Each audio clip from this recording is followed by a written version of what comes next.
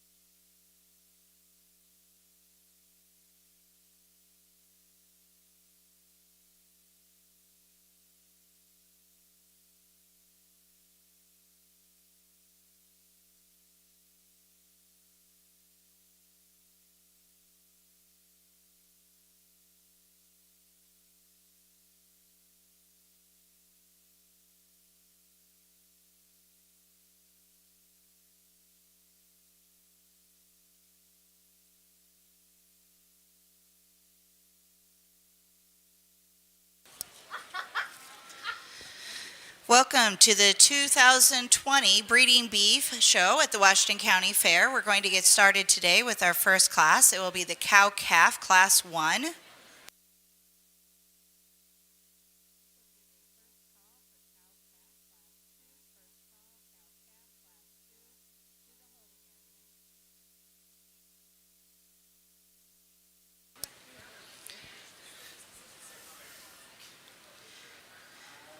We do have one of our senior exhibitors in the ring right now. We have Samantha Mellinger of the Green Acres 4-H Club. They are wearing, our seniors today will be wearing gray 4-H polos sponsored by Whittoff Farm Supply.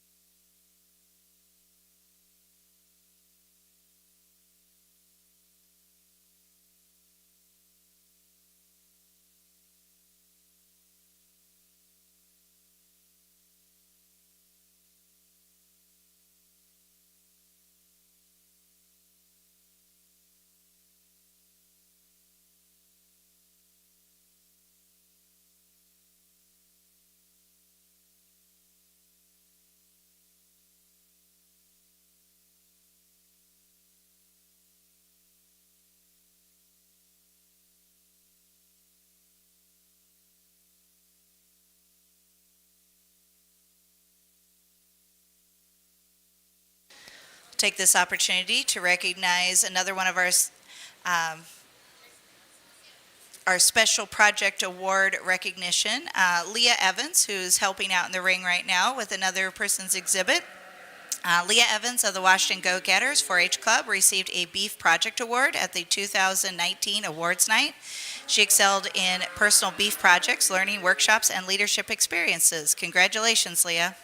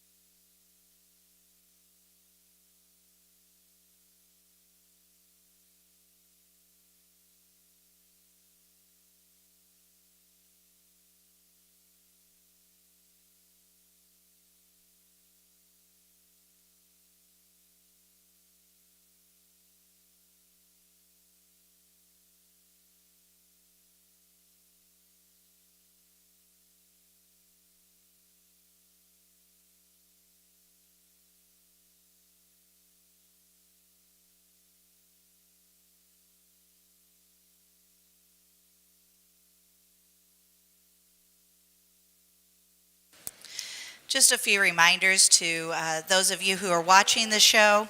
If your exhibitor is not currently showing in the ring, we would ask that you make sure that you not be in the stands during that time. We're trying to keep the number of exhibitors down, or the number of people in the stands down throughout the day so that we can socially distance. So as your exhibitor leaves the ring, make sure that you follow them out. Also, make sure that you are trying to social distance with people outside of your immediate family unit. Also, remember to wash your hands often. And if you are not able to socially distance, we would request that you are wearing a face mask or some sort of coverings. So just keep that in mind, that we do need to make sure we're socially distancing today as you're sitting in the stands and as you are around the ring.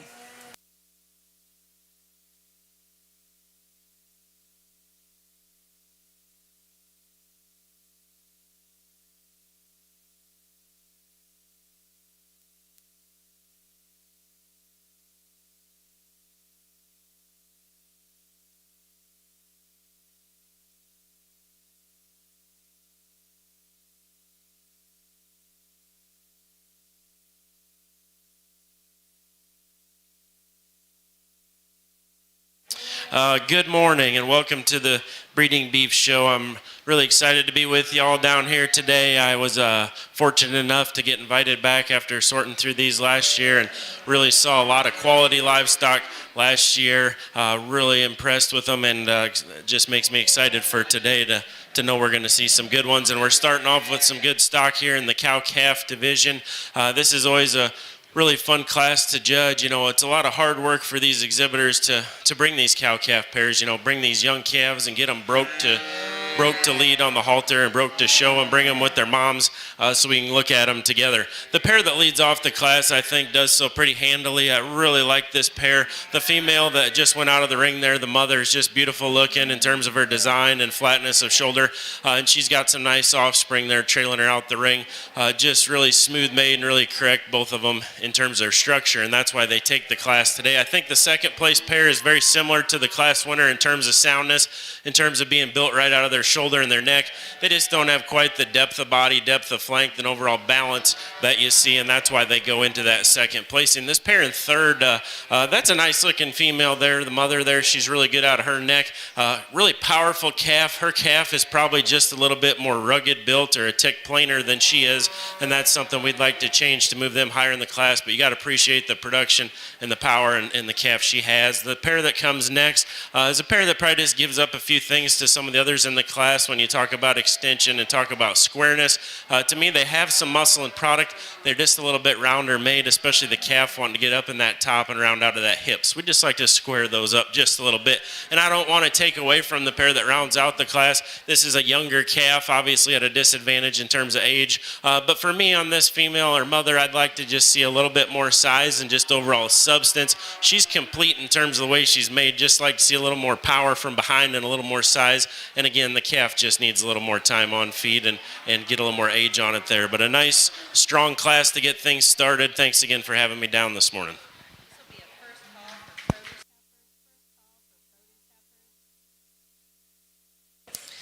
The results of our first class of cow calves, we had a first with a purple to Peyton Ford of the Lime Creek Limelights, second with a purple to Izzy Peterson of the Washington Go-Getters, third with a blue to Caden Sweeting of the Riverside Ramblers, fourth with a blue to Lane Kiefer of Crooked Creek, and fifth with a blue to Samantha Mellinger of Green Acres. Now coming into the ring, we have our cow-calf Class 2.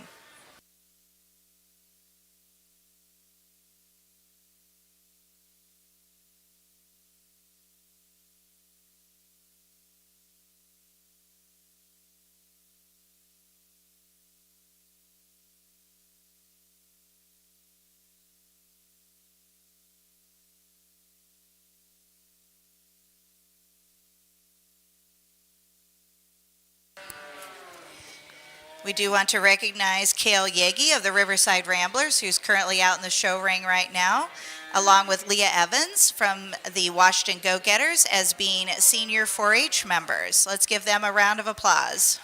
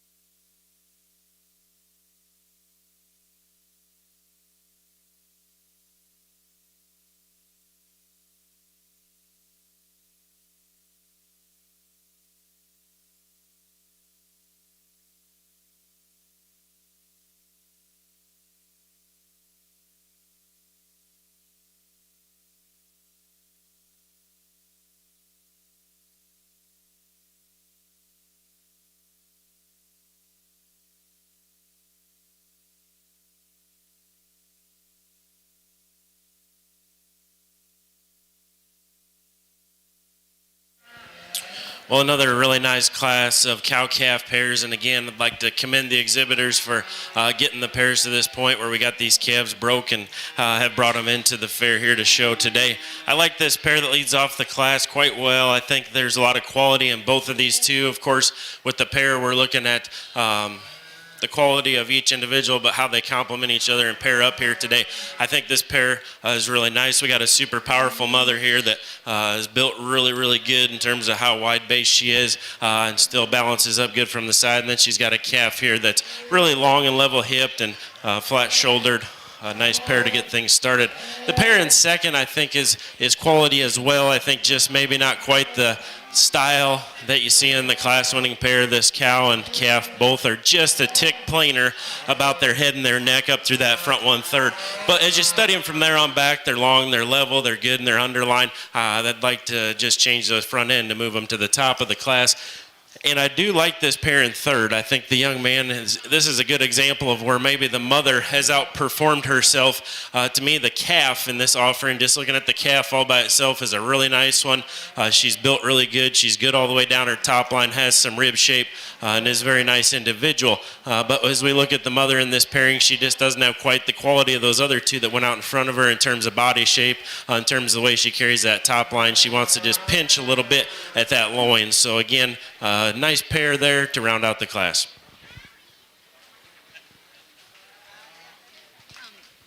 The goat judge yesterday.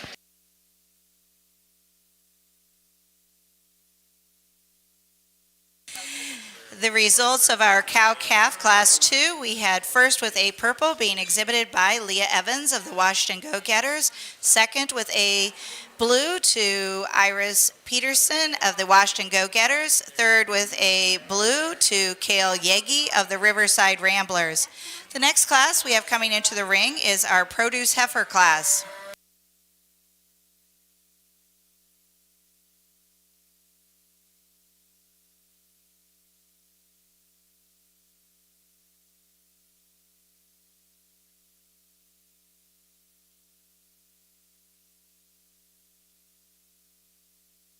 I apologize. We're going to do our championship drive for our cow-calf.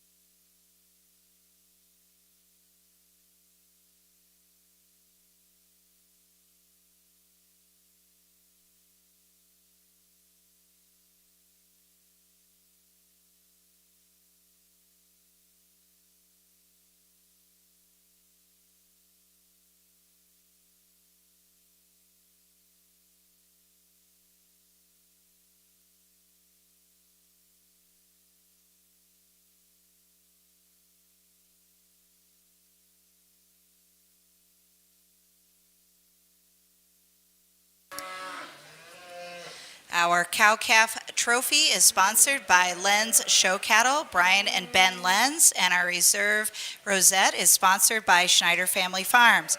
We'd also like to thank the Hammis Brothers Sawmill of Ollie for providing the wood chips for the beef stalls.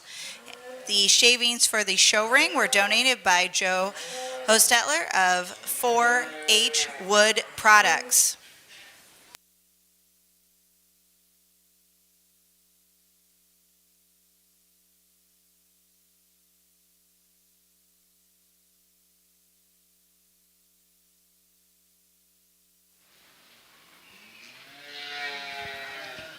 As we get back out here for the champion cow-calf and reserve selection, again, I'm really impressed with the quality.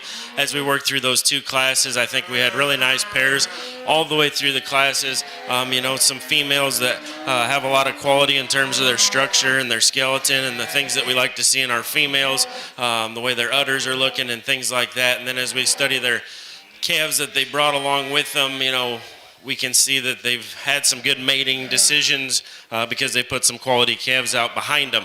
As we look between these two pairs that are standing out here, the class winners, and we've got our second place respectively. For me, for champion and reserve, it's going to boil down to these two class winners. I'm going to use both of them. I'll just talk about them here briefly and tell you which pair I do like the best for the champion.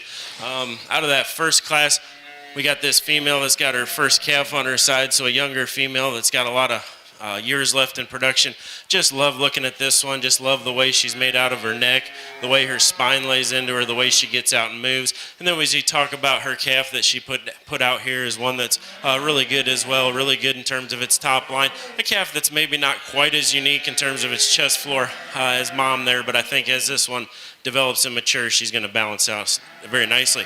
Then we got a 4-year-old calf pair here that took that second class. Just a super powerful female. As you look at this one, she's powerful. When you get behind her, she still balances up good from the side. One that maybe doesn't get out and move quite as free and easy in terms of her feet and legs as the younger female here out of that first class, and that's something we'd like to change. But as you study her calf, I think the calf is definitely sound enough and flexible enough, really correct in terms of its overall design as well. So lots of quality, but for me, the pair that just complements themselves the best with the overall quality is out of the first class. You will be the champion. Congratulations. And then we'll follow in here with the 4-year-old for reserve. Nice job.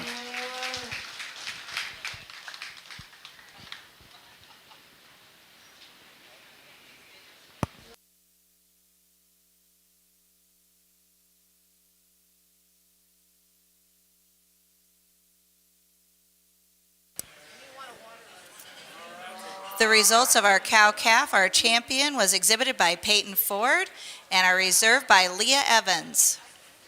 The next class we'll have coming into the ring is our produce heifer class. The produce heifer class is kind of an interesting class because these are the offspring of animals that have previously been exhibited at the Washington County Fair.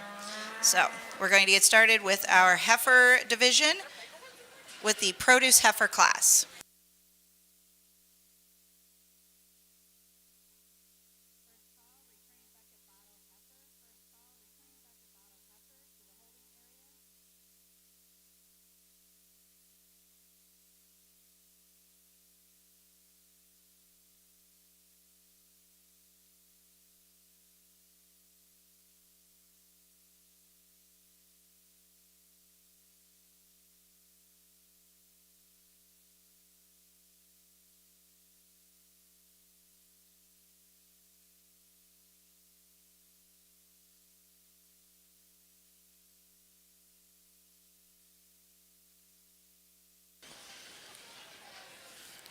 The Washington County Farm Bureau is generously providing free bottled water for our exhibitors and their families. You can find them set up in the 4-H hall, so please stop by. Also, we want to thank KCTC for their generous gift of live streaming all shows. The link in the show program, you can tune in for other shows this week. We appreciate their generous support. Family and friends around the world will get to enjoy the fair this year. You can also enjoy the show again by following the link at the top of the show program to see previously recorded 2020 Washington County Exhibitor Fair livestock shows on the KCTC YouTube channel.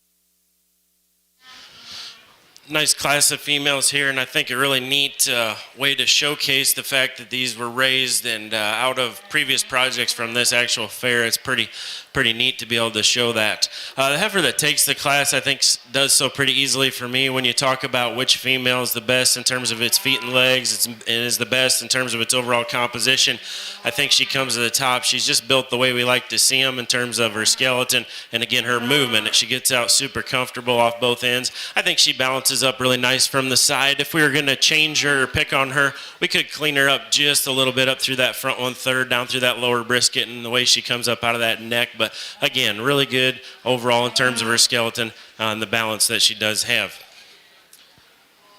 Dropped a comb there. This guy dropped a comb. Okay. Heifer that comes in second is super powerful. I'll go ahead and admit she probably is just more massive than your class winner, but for me, the reason she goes in second, she's not as good in terms of her feet and leg movement as we get her out about the ring. She's obviously fighting the halter a little bit today, but still, when we get her out and going, she's just a little more restricted with all the power that she has. But I love when this one's standing still. I love the rib shape. I love the volume that she has, and she still is balanced from the side. The heifer that comes in third, I'll go ahead and admit, is longer sided. She's got that advantage over the heifer number 2 in terms of length of neck and length of spot and body. A heifer that definitely can get out and walk when you consider how long she is. She can get out and hit her stride. But the reason I put her into third is she's just not smooth enough for me today. A heifer that wants to break behind the top of her shoulder. She wants to pinch in her loin. Just doesn't hold that top line in her. Her tail head needs to be set down a little lower. But you have to love the length and the soundness. And the heifer that rounds out the class is a good functional type of female that has some rib shape and has some volume, but she's just not as smooth and feminine up through her front shoulder and neck as the rest of the class.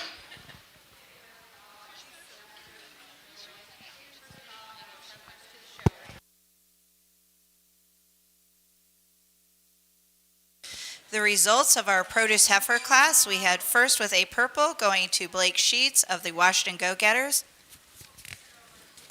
His trophy was sponsored by Chris and Julie Janicek. Blake will also be receiving a $20 cash award from Lenz Show Cattle, Brian and Ben Lenz. Avery Janicek was second with a purple in that class. Her reserve rosette is sponsored by Schneider Family Farms. Third with a blue to Peyton Yegi of the Riverside Ramblers, and fourth with a blue to Caden Sweeting of the Riverside Ramblers. Currently in the ring, we have our returning bucket bottle heifer class. These would be exhibits that previously showed as bucket bottles at the Washington County Fair also.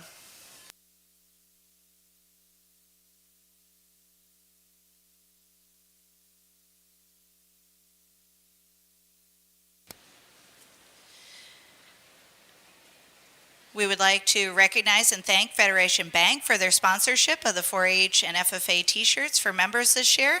You'll notice that many of the showmen are wearing these today.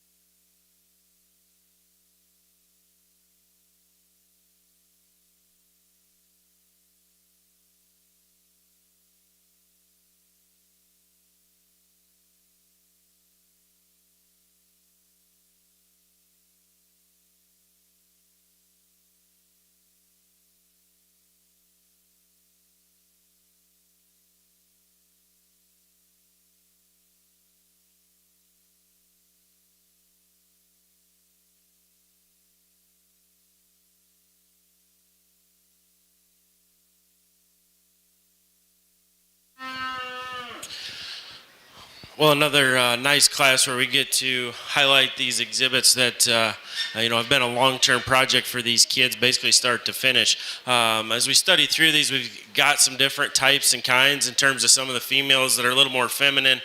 We got some females that are more powerful and rugged made, but for me, when you look for the one that just puts the most quality together, especially in terms of structure, the young man coming around the corner here is the one that does the best for me today. She's definitely the most mobile as we put her into motion in terms of her feet and leg softness. I think she balances up good from the side.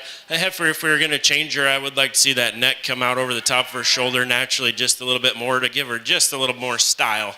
But I like the completeness, again, that she I think the heifer in second probably is a notch better the way her neck comes out over the top of that shoulder in terms of the look that she has. The reason she goes number 2, though, is she's just not as good in terms of her feet and legs as that first place heifer. She's just a little straighter up and down through that front leg and knee.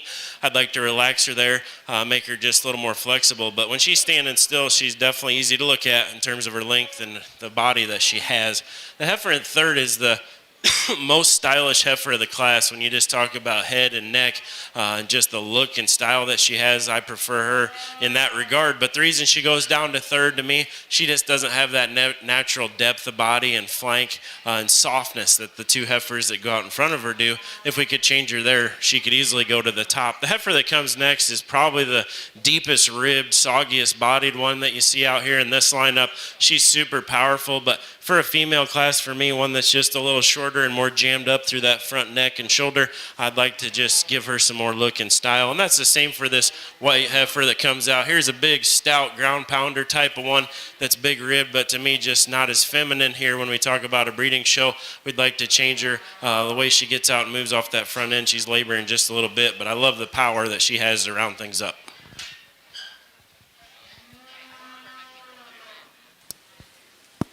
The results of our returning bucket bottle heifer class, we had first with a purple going to Ethan Hotchkiss of Green Acres, and that trophy is sponsored by Chris and Tara Black.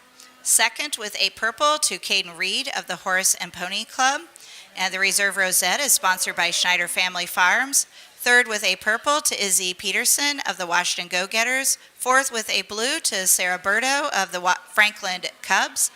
The fifth with a blue to Tate Bombi of the Lime Creek Live Wires. Currently in the ring, we have our Angus heifer class.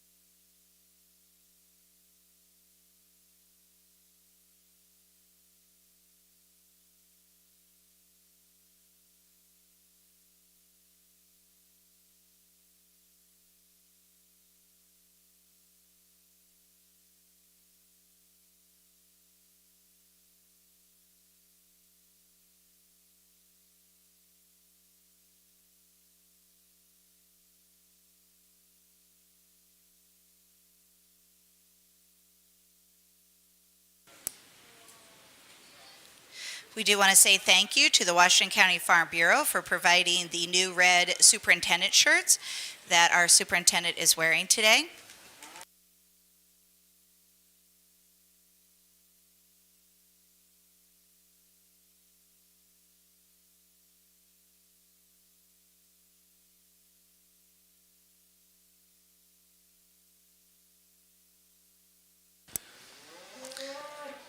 Also, a reminder that many hands make light work. To pack up and put away the fair, fair cleanup will begin at 8 a.m. on Saturday morning. Sign up in the extension office, and all help is greatly appreciated.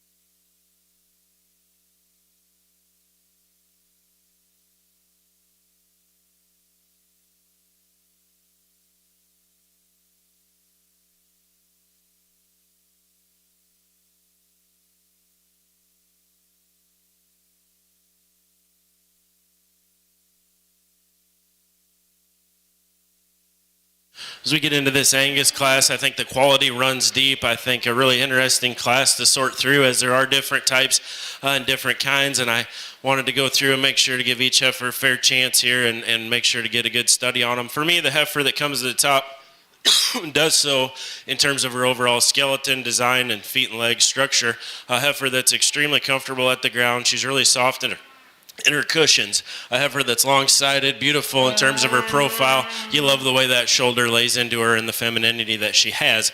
Is she the most powerful heifer in the class? No. Would I like to change her hip structure and widen out her pin set from hooks to pins? Absolutely. But again, just in terms of her structural quality, she takes the class. This heifer in second is more powerful than your class winner. She's bolder in her rib cage. She's bigger out of her hip. I think she balances adequate from the side. She's not as unique through her chest floor and out of her neck set as the class winner, and she's not as mobile on her back legs. That's why she's going into that 2-hole. I think she's adequate enough in her movement for the power she has to go out into that second placing. The heifer in third, a heifer that's just kind of a good solid heifer in this lineup. She's smooth, she's attractive. Unfortunately, she doesn't have quite the bells and whistles that those first two heifers have in terms of extension of neck, in terms of power from behind that those two have. I'd like to see a little more there, but she's just a good solid heifer. Brings her up to third. The heifer in fourth is very, very stylish and very, very attractive.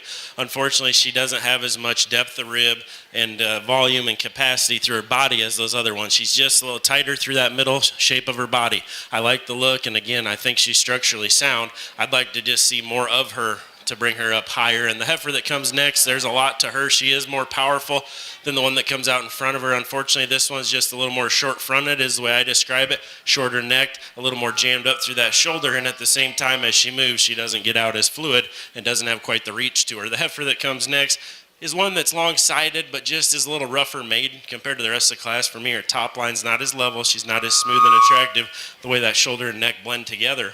And that's what we'd like to change on her. And the young man that rounds out the class, this is a powerful class. He's getting a blue ribbon. This is a good class. Big rib, stout, sound enough. We'd like to see her get out and reach a little better, and we'd just like to see overall better balance for me. She's really, really stout and powerful, but she's not as feminine and balanced to round out the class.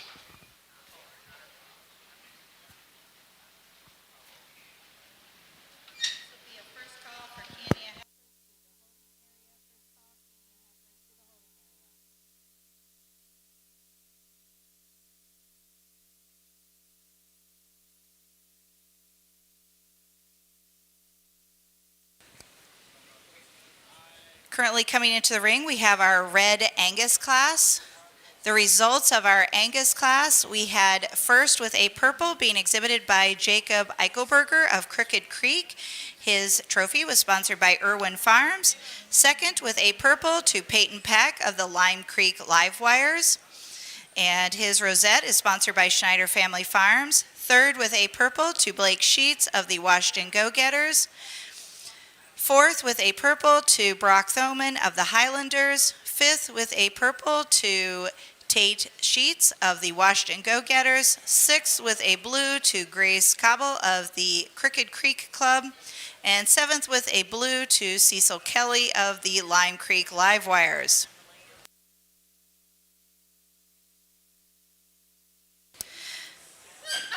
We also want to recognize Leah Evans as one of our senior 4-H members.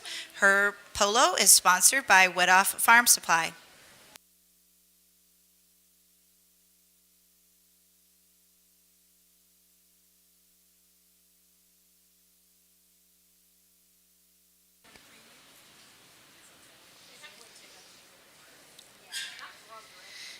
A very exciting note for the beef shows. A new and hard-to-miss addition is on the fairgrounds is our beautiful new cattle barn.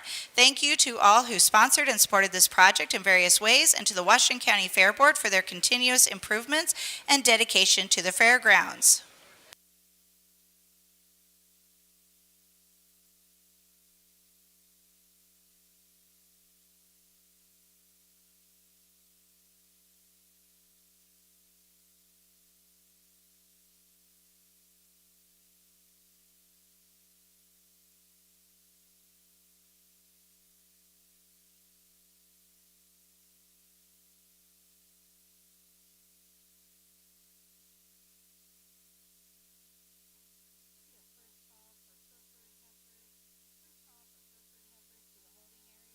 Really like a lot of things about the female that leads off this class. She's got a lot of the parts and pieces we like to see. First of all, she's good in terms of her skeleton and her structure. Really appropriate the way that neck comes out. I like the way she carries her spine when we put her into motion, and she's good at the ground. Heifer that balances up good, and she's definitely adequate in terms of shape and dimension. If we're going to pick on her, we could pick on her in terms of just being a little bit smoother, especially in terms of that top line. Maybe the way that tailbone just sits up on her there, we could just smooth her up a little bit. Also in terms of her shoulder blade, we could just shorten that a tick. But a heifer that takes the class pretty handily in terms of composition and soundness. A heifer that comes in second is super powerful, and I think in terms of soundness, she beats the other two behind her. The reason she's not going to go out in first is just her front 1/3. She's a little plainer and heavier up through that front neck compared to her class winner. But as you study her there on back, she's beautiful in terms of rib shape, power, and can still get out and walk. Now this heifer in third just comes up a little bit short for me a couple places. I think she's big-ribbed and just as powerful as the heifer that goes out in front of her. She just doesn't move out as comfortably, and she definitely wants to round out of that hip. We'd like to square her up from her hooks to her pins. And the heifer that rounds out the class, I think, is probably better in terms of squareness of hip than the one in front of her. The reason she follows out at the end is, for me, she's not as flexible on her back legs. She's pretty tight and restricted through that haka movement, and off both ends, I'd like to see her go just a little more free and easy.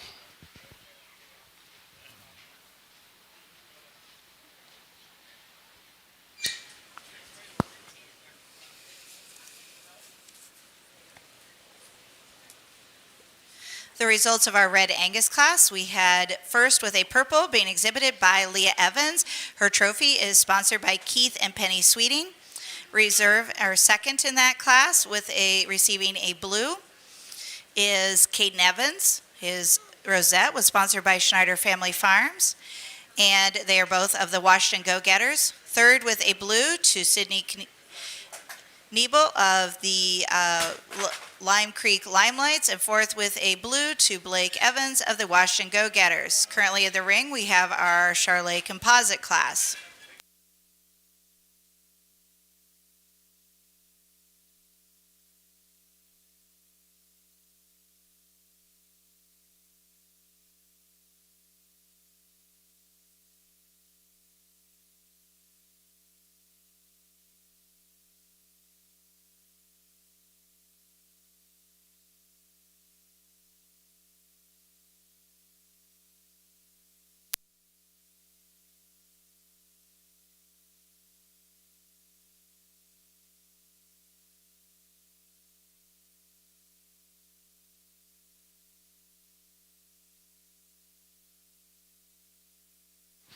Just a single entry, obviously, in this class, but I think one that represents her breeder division very nicely and definitely could withstand some more competition. You know, when I think of Charlet cattle, I think of muscle and product and power, and she definitely has all those things. One that's really dimensional when you get behind her, and she's got a lot of shape all the way through her body. A heifer that still balances up pretty good from the side, I guess.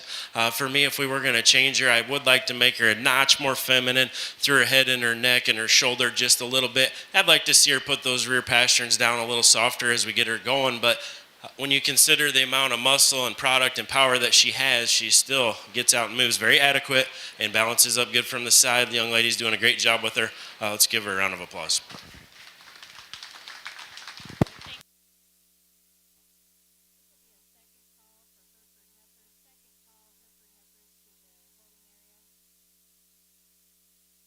The results of our Charlet Composite class, we had first with a purple going to Phelan Hostetler of the Riverside Ramblers, and that trophy is sponsored by Art and Sherry Sweeting family. Currently in the ring, we have our Kiania class.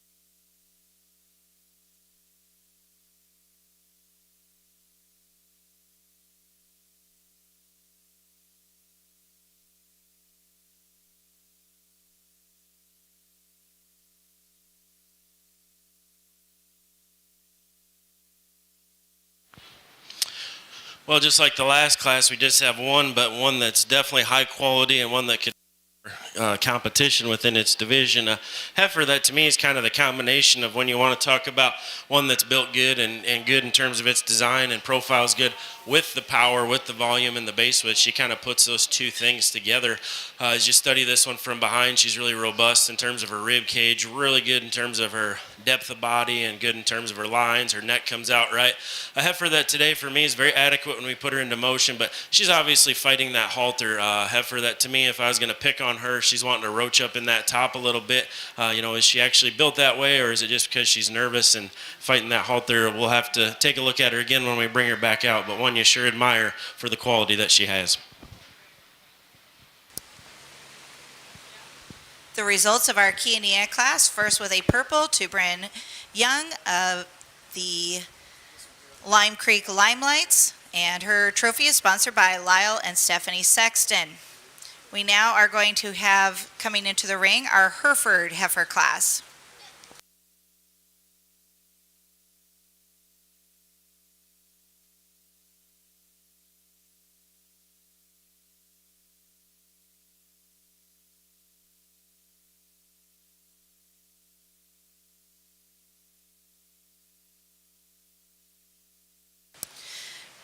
We do want to recognize our 3 senior 4-H members who are currently in the ring. We have Ellie Bell, Sophie Bell, and Jordan Hammond.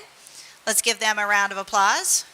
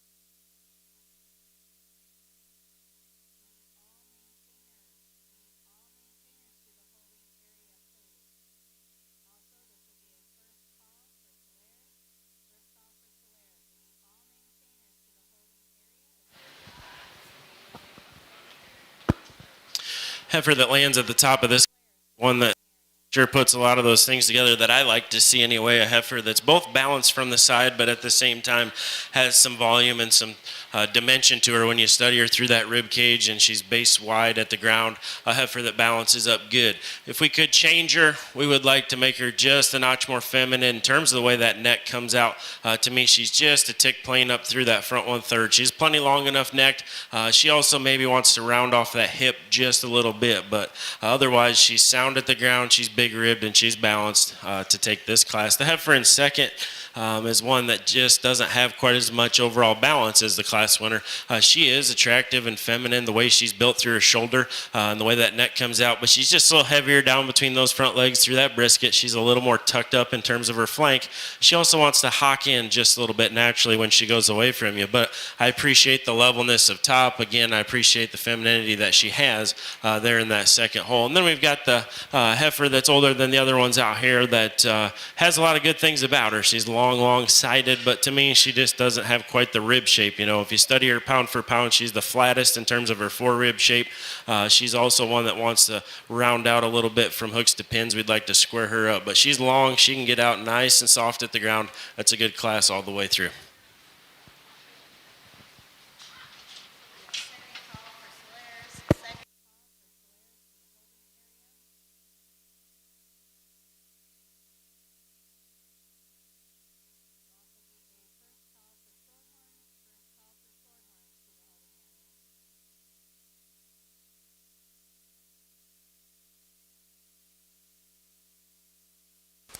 The results of our Hereford class, we had first with a purple being exhibited by Sophie Bell of the Green Acres Club, and her trophy was sponsored by Washington County Cattlemen's Association.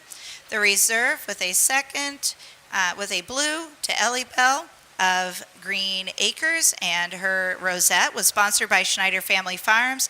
Third with a blue to Jordan Hammond of the 76 Progressives. Currently in the ring, we have our maintainer heifer class.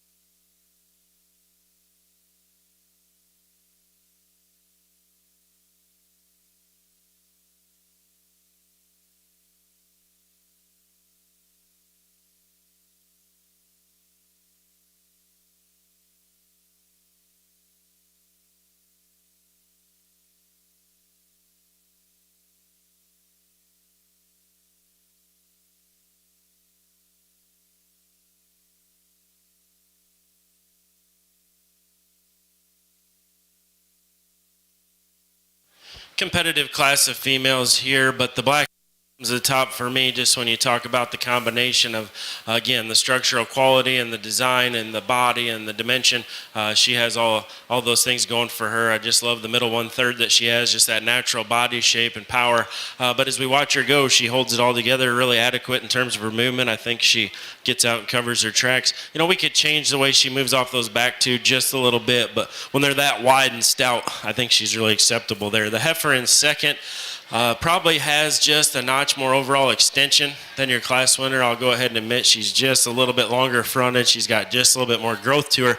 But at the same time, this heifer doesn't have quite the overall squareness of hip and quite the overall natural body that you see. She definitely, in the class winner, she definitely doesn't get out and move quite as well. A heifer that's just a little tighter off her back legs and a little more restricted. But I love the style that she has, and I sure appreciate the extension and look that she brings to the show ring. The heifer in third, you know, young man's doing a great job sticking with it. This is a heifer that's obviously not wanting to be out here today, but a heifer that has some quality. As we get studying her, she is really good out of her front 1/3.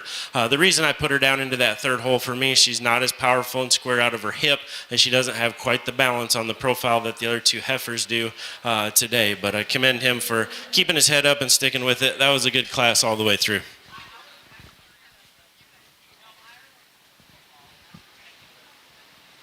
The results of our maintainer class, we had first with a purple going to Peyton Pack of the Lime Creek Live Wires. His trophy was sponsored by Richard and Angie Sandberg. The reserve, or second in that class, with a purple going to Madison Thoman. Rosette, sponsored by Schneider Family Farms. And she is a member of the Highland FFA. Also, we had third with a blue going to Brock Thoman of the Highlanders. Currently in the ring, we have our Solera heifer class.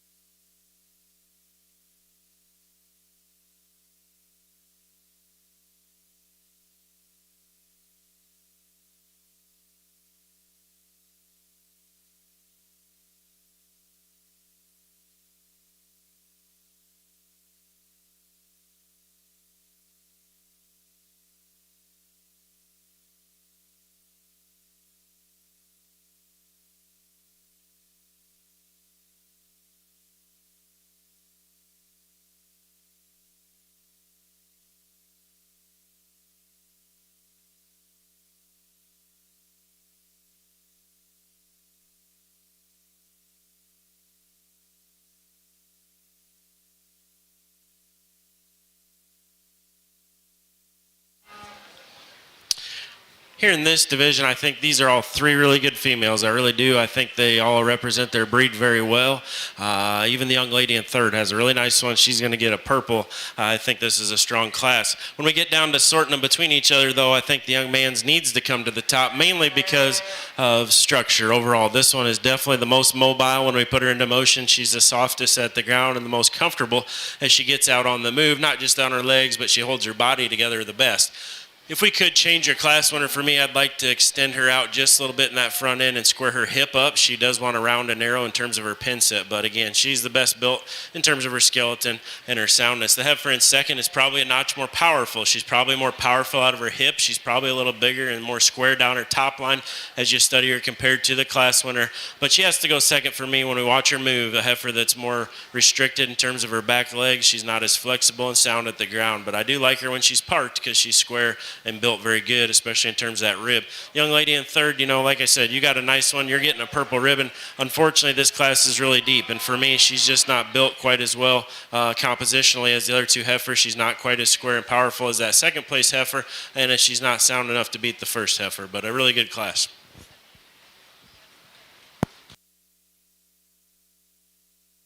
The results of our Slayer class, we had first with a purple going to Braden Clow of the Washington Go-Getters.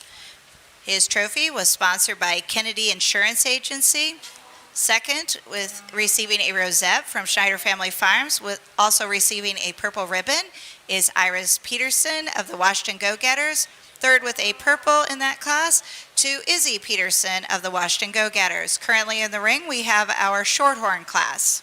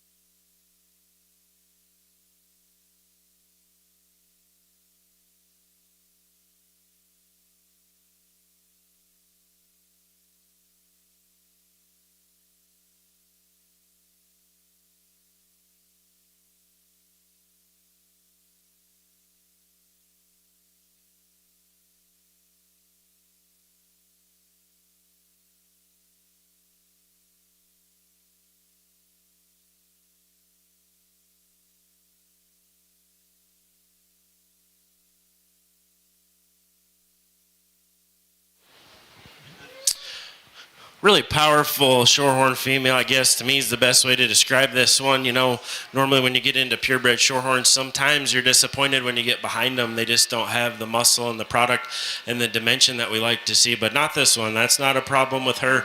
She's really got a lot of turn to that rib cage. She's got a lot of power down to her top, and she stands wide at the ground. As we're talking about her here in the breeding ring and we study her from the side, I think she balances up really nice. I think she's adequate in terms of her movement for the power that she possesses. If we were going to change her, if I was going to pick on her, I'd like to see her get out and reach and hit her tracks just a little more comfortably. She comes up just a little bit short-strided. We could go ahead and clean up that neck just a tick to be really hard on one, but you got to go ahead and admire the way she combines the muscle, the power, and can still get out and hold herself together on the move. Nice entry there. It'll be fun to see her again.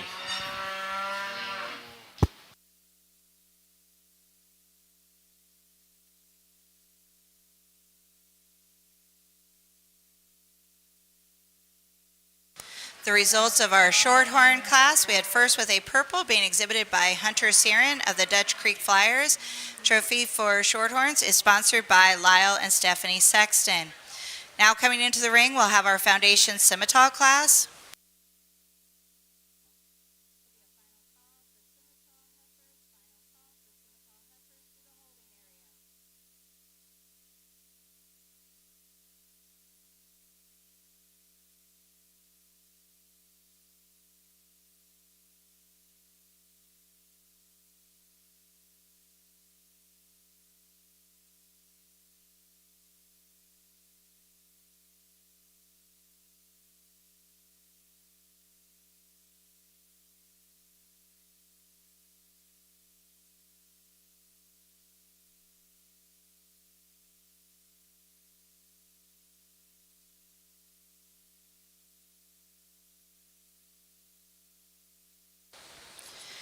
We want to recognize Drew Blavelt of the Lime Creek Livewires and Ellie Todd of the Washington Go-Getters as being two of our senior 4-H members.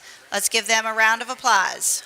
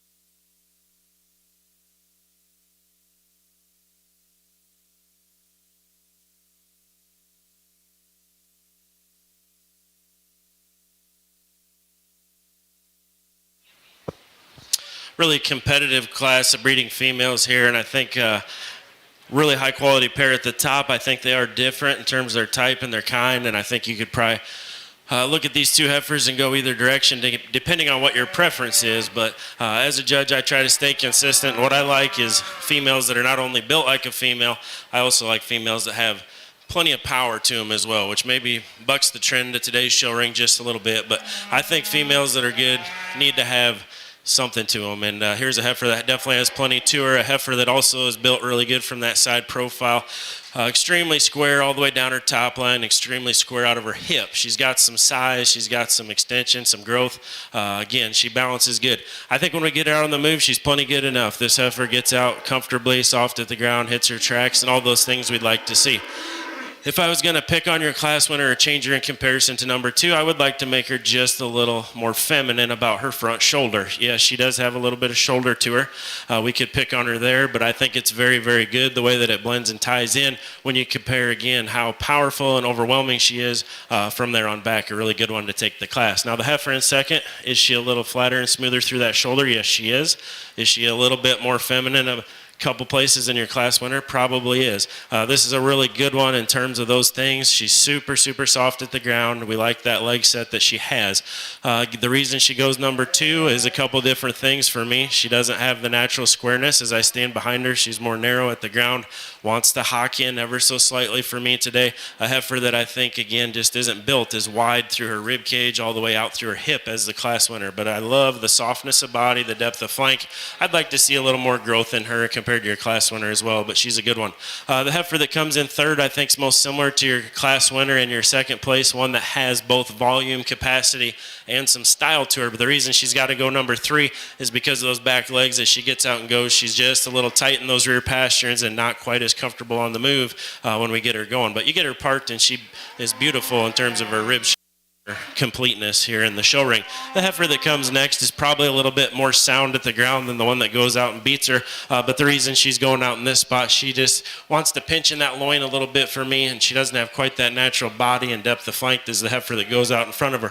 But you gotta like the length, you gotta love the look that she has. The heifer that comes next, good solid heifer. You know, this one's gonna make a nice cow out in the pasture. She's got something to her. She can get out and walk. She's just not as neat in the show ring today through her head, neck, and shoulder, or front 1/3 to compete higher. The next one is super, super powerful. This one's got body shape, looks like a bred cow already, just tons of body, tons of power. She's not smooth enough and stylish enough to go higher in this particular class.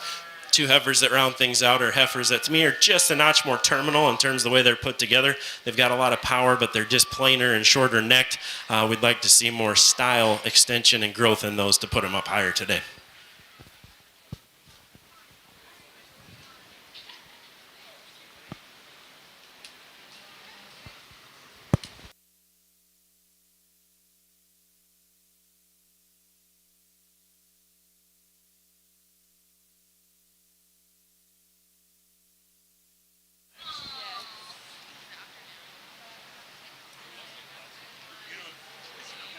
Do you want to start? What? You want to introduce yourself? You just say like who you are, who your parents are. Yeah, I don't. Just say how you are. Oh, it might be too late now. Or you can just go. You can say it while you say. Here, I can go. Good afternoon, everyone. My name is Bryn Beanblossom. I'm the 17-year-old daughter of Marty and Teresa Beanblossom, and I am this year's Miss Congeniality. Hi everyone, I am Olivia Merrick. I'm the 17-year-old daughter of Brad and Mary Sue Merrick, and I'm this year's second runner-up. Hi everyone, I'm Ellie Bell. I'm the daughter of Lance and Carrie Bell, and I am this year's Washington County Beef Queen. Hi everyone, I'm Taylor Brenning. I'm the daughter of Shane and Kathleen Brenning, and I'm this year's Washington Fair Queen.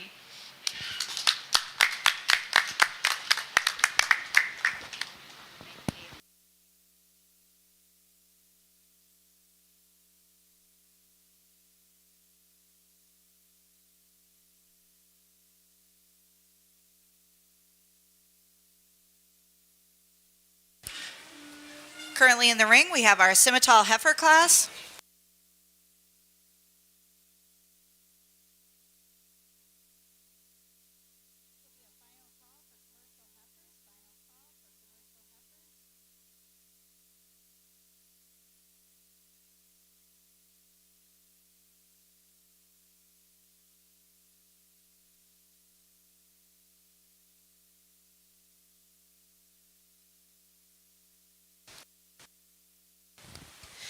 I'd like to recognize Drew Blavelt from the Lime Creek Livewires as one of our senior 4-H exhibitors.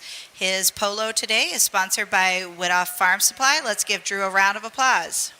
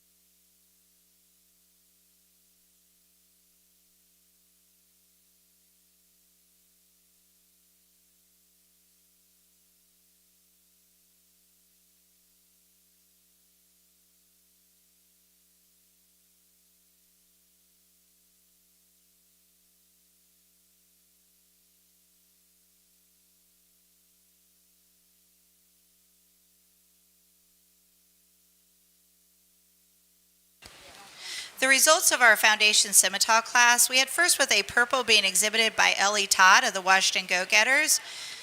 Trophy for that is sponsored by Howard Bohr of Wellman. The second place with a purple to Peyton Ford of the Lime Creek Limelights. And the rosette for that is sponsored by Schneider Family Farms. Third with a purple to Grant Garman of the Keota FFA. Fourth with a blue to Madison Thoman of Highland FFA. Fifth with a blue to Jade Sheets of the Washington Go-Getters. Sixth with a blue to Avery Janicek of the Dutch Creek Flyers. Seventh with a red to Mason Jewell of the 76 Progressives. And eighth with a red to Drew Blavelt of the Lime Creek Livewires.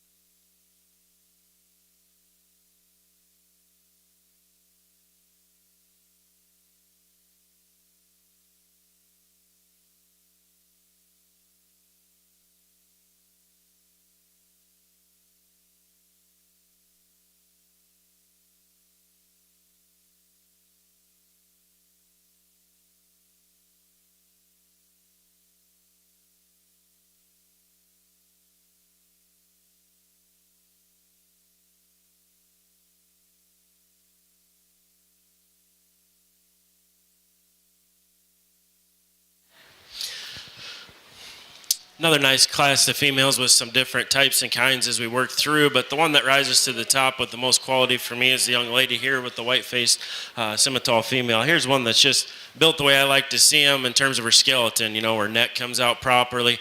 She holds that spine in there nice and relaxed, and we get her going. She's super good at the ground. A heifer that balances good from the side. If we were going to change this one, I guess for me, I'd like to go ahead and square that hip up maybe just a little bit. And even though she is sound, we could go ahead and make that rear hock just a little different the way it's built. But when we get this one stopped, she's just super extended. Awesome in terms of having natural rib and body shape and overall quality. The heifer that comes next is a super powerful female. She's probably a notch stouter all the way through than the class winner, but at the same time, she's a little more rugged in terms of her makeup. And what I mean by that is she's just a little bolder through that shoulder, a little plainer and heavier up through that neck. We'd like to go ahead and clean that sheath up just a little bit underneath, make her a little more attractive, but one that you have to admire and appreciate. She's super powerful and can still get out and walk. She's sound and soft in her movement. I'd just, again, like to give her a little more style and look compared to the class winner. The heifer that comes next, I think, has a lot of good things going. She's long-bodied. She's smooth through her shoulder and attractive enough. The reason she goes into third, she's the most flat in terms of her rib shape out of those three. She's a little tighter and flatter naturally in her forerib and is not as opened up in terms of her middle body shape as those other two heifers, but she's long and sound as well. The heifer that comes next is one one that's a good heifer that's maybe in just a little more compact package. To me, she's not quite as feminine the way she's put together. You know, she's stout and powerful, and sure, balance is good, but for me, I'd like to make her a little freer and easier in her movement and give her a little more size and extension and growth. But she's a nice, complete individual. And the heifer that rounds out the class is, to me, again, another more terminal appearing animal that's really round in terms of her muscle shape, which is not a bad thing, but for me in the show ring for your females, I'd like to see her just a little more extended and definitely a little sounder at the ground.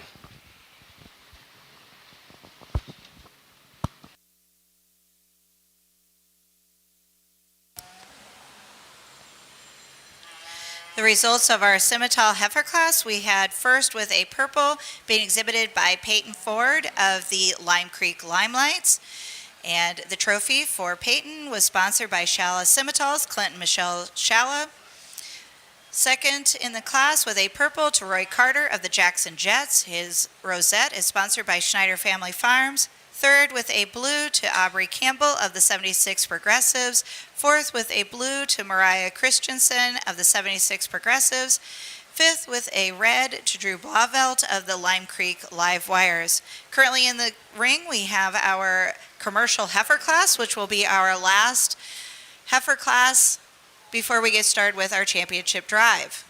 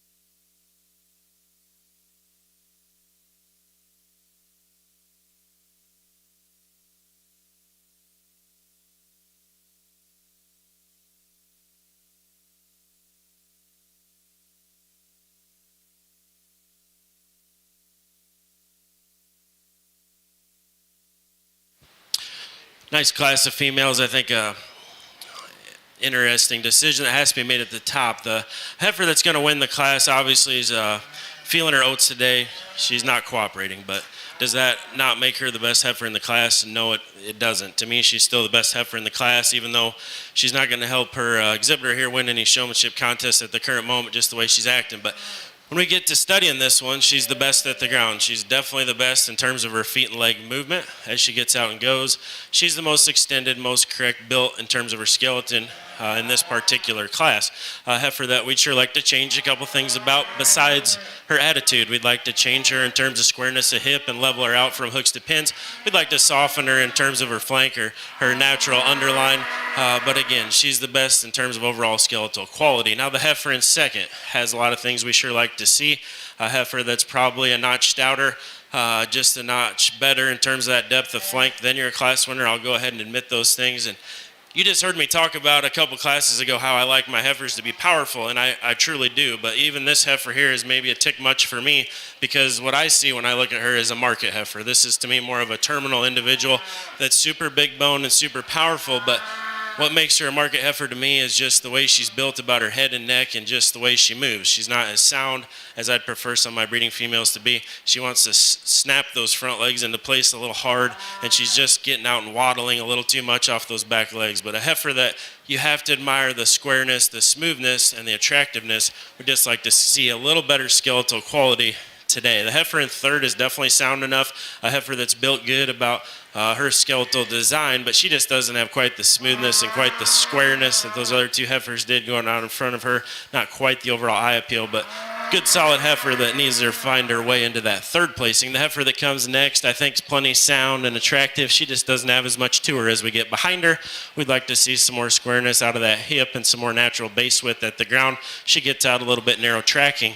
The heifer that comes next is another one that has some product to her. She's got some ribs, she's got some depth, she's got some shape. She's just not quite the feminine package we'd like to see in terms of the way she gets out and moves. And the young man here rounding things out has a nice little female, just a little bit different type and kind than the rest of the class. We'd like to see, a little more look up front compared to the bone work that she has underneath.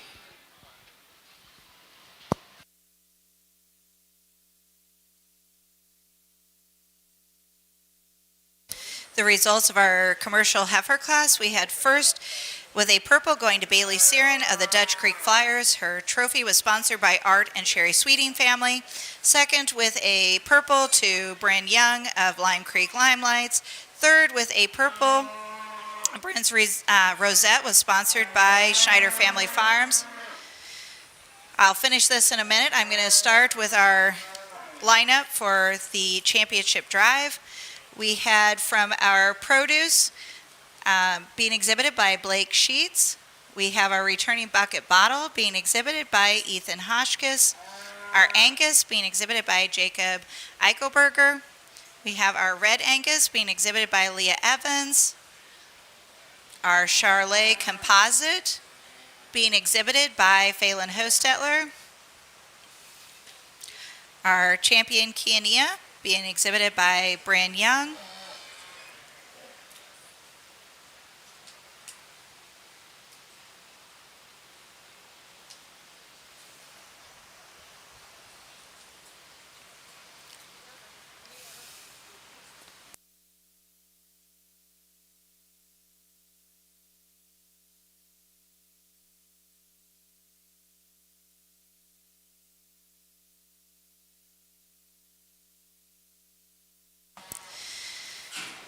Our maintainer being exhibited by Peyton Peck. Our Hereford being exhibited by Sophie Bell. Our Solaire by Braden Clow. Shorthorn by Hunter Siren. Foundation Scimitar by Ellie Todd. Scimitar by Peyton Ford. And our commercial being exhibited by Bailey Siren.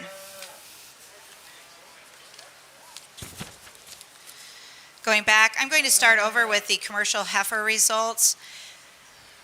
So our first with a purple being exhibited by Bailey Searon of the Dutch Creek Flyers. Her trophy was sponsored by Art and Sherry Sweeting family. Second with a purple to Bryn Young of the Lime Creek Limelights. Rosette sponsored by Schneider Family Farms.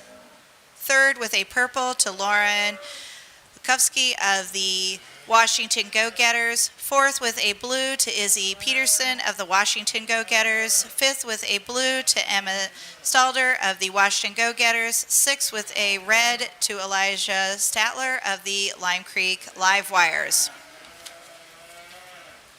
Our grand champion overall breeding heifer today will be receiving a trophy sponsored by Triple G Livestock, Leon Knoll, and Nathan Greiner. They also will be receiving a Grand Champion Breeding Heifer Belt Buckle, sponsored by Walker Livestock Trucking. They also will receive an embroidered chair by the Washington County Cattlemen's Association and a $50 cash award by Joyce Niebel.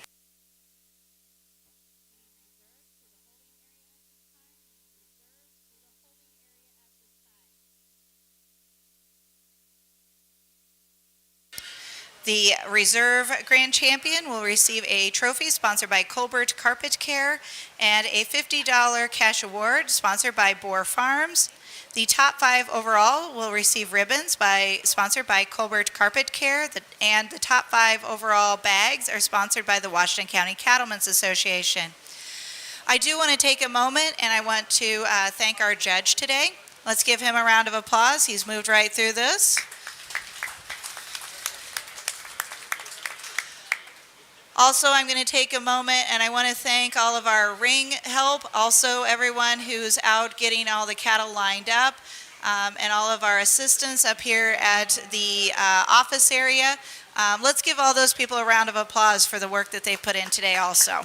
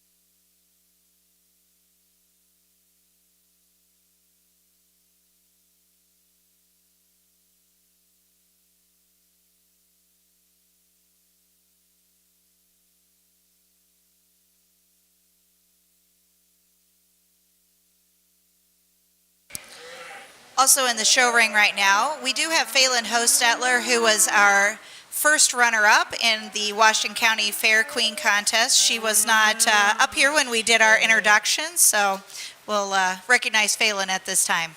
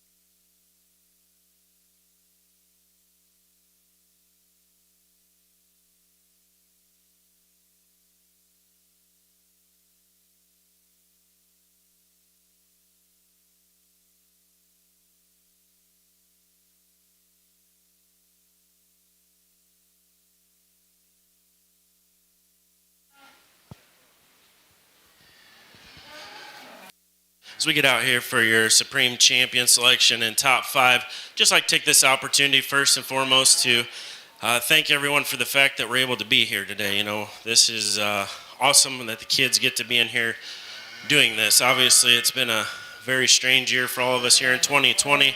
Lots of unique things going on in the world and around the country, but just the fact we're able to be here and do this in a safe manner so these kids can show off all their hard work they put in this year.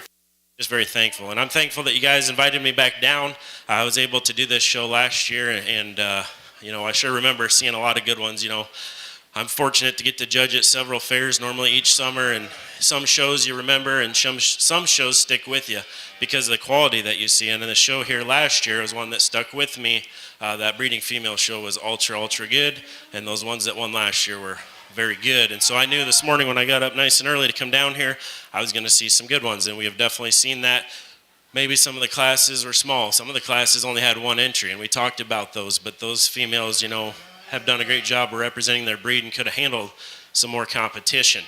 As I look out here, we're looking at some females that are different in terms of their type and kind. There's some that are more powerful and dimensional. There's some that are flatter made and some that are better structured than others. But you know what I'm looking for as a judge ultimately is the one that puts the most together. So you heard me talk about it earlier.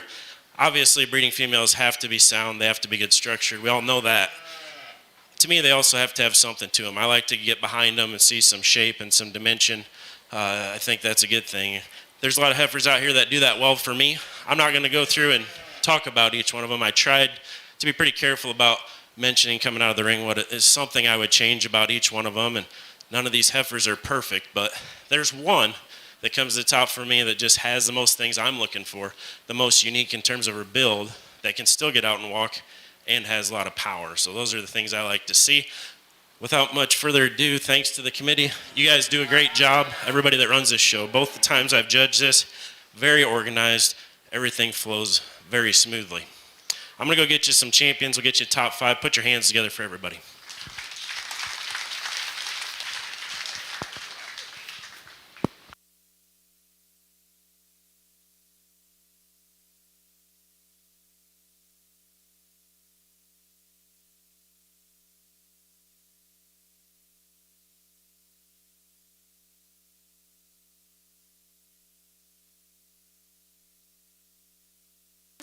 Our champion today is exhibited by Bryn Young. It came out of the Kiania class. Our reserve champion is exhibited by Ellie Todd. That was the Foundation Scimitar class.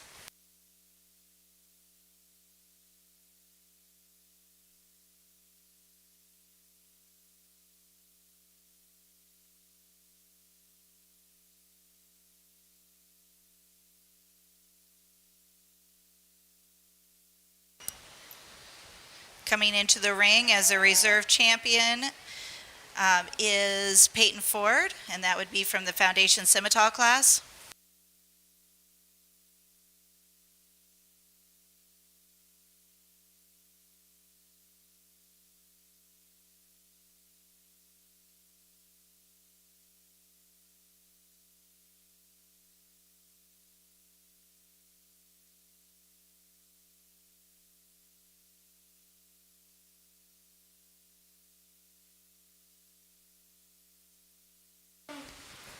Third place is exhibited by Peyton Ford. That was from the Foundation Scimitar class.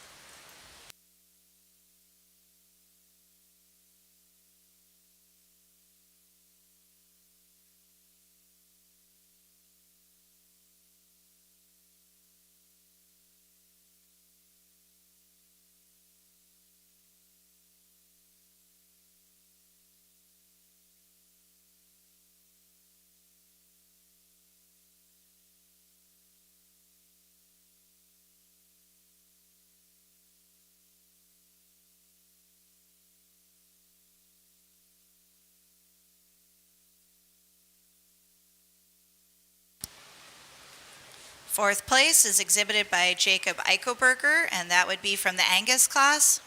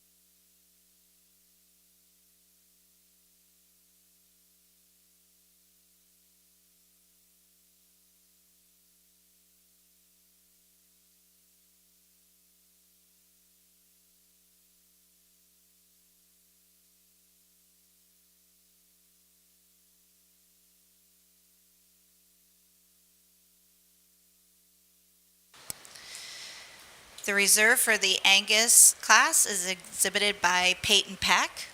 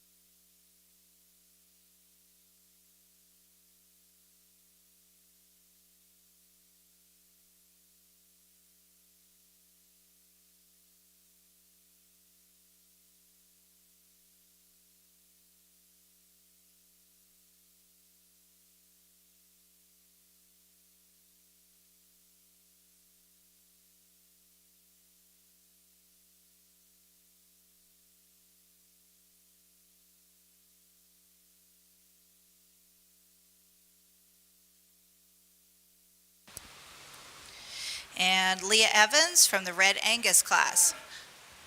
Let's give these exhibitors all one more round of applause.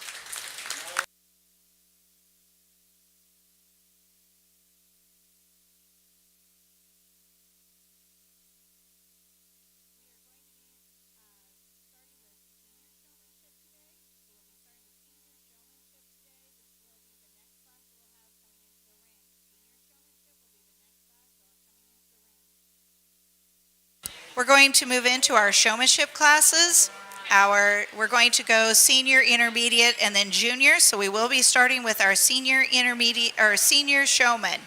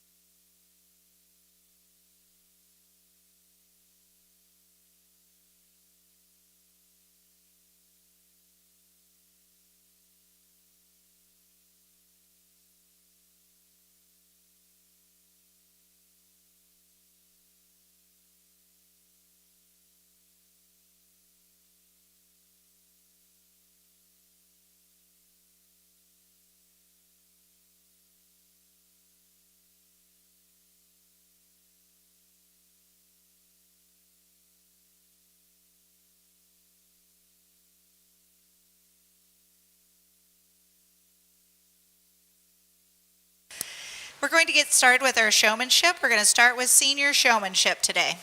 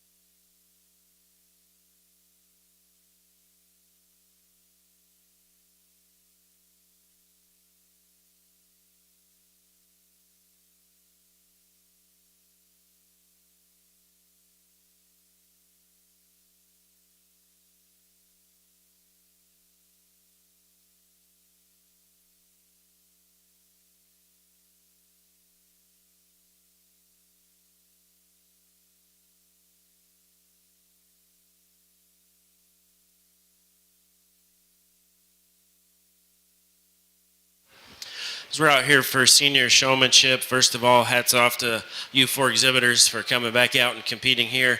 Showmanship's always a fun division. You know, what's nice about it to me is it doesn't matter if you necessarily brought a prize-winning calf to the fair today, to the show, or if your calf didn't do as well. We can just throw that out the window.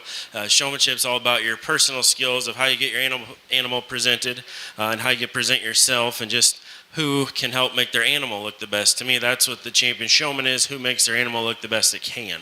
I did go through and visit with each of them a little. I don't like to question them to death in showmanship.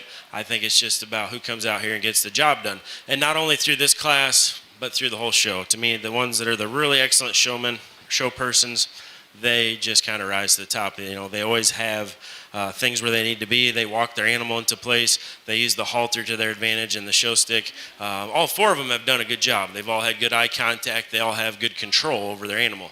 I do not have them lined up in any particular order. But to me, there's a couple that rose to the top, and there's some small differences between them. The person that's going to win, to me, was just the smoothest all day long. This person did a couple of those little things that I like to see to rise to the top. And this person, you know, got that comb out of their pocket after I handled the calf. This person holds the halter both on the profile and on the move the way I like to see it. And the person that's going to be reserved, which I'll announce here in just a moment, did a very good job as well. Again, it's just those little differences of how we hold the halter on the walk and those types of things that are make the difference. But at this time, let's give all 4 of them a round of applause, and I'll shake the hand of the champion and then the reserve.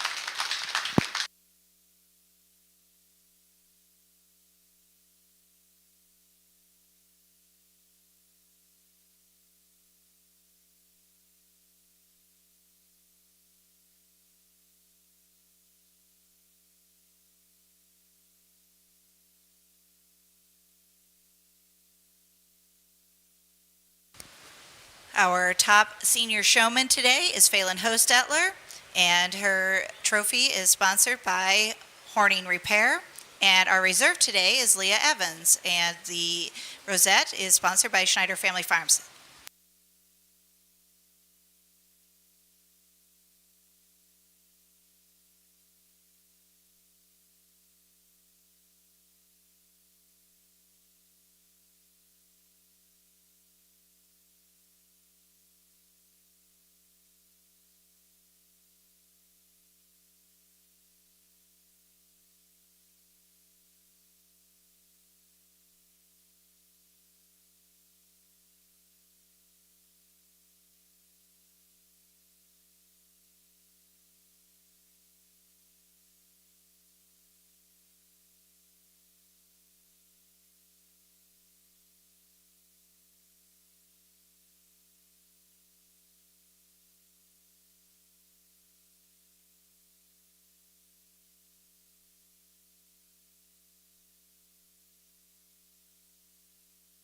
Coming into the ring now, we have our exhibitors for the intermediate showmanship class.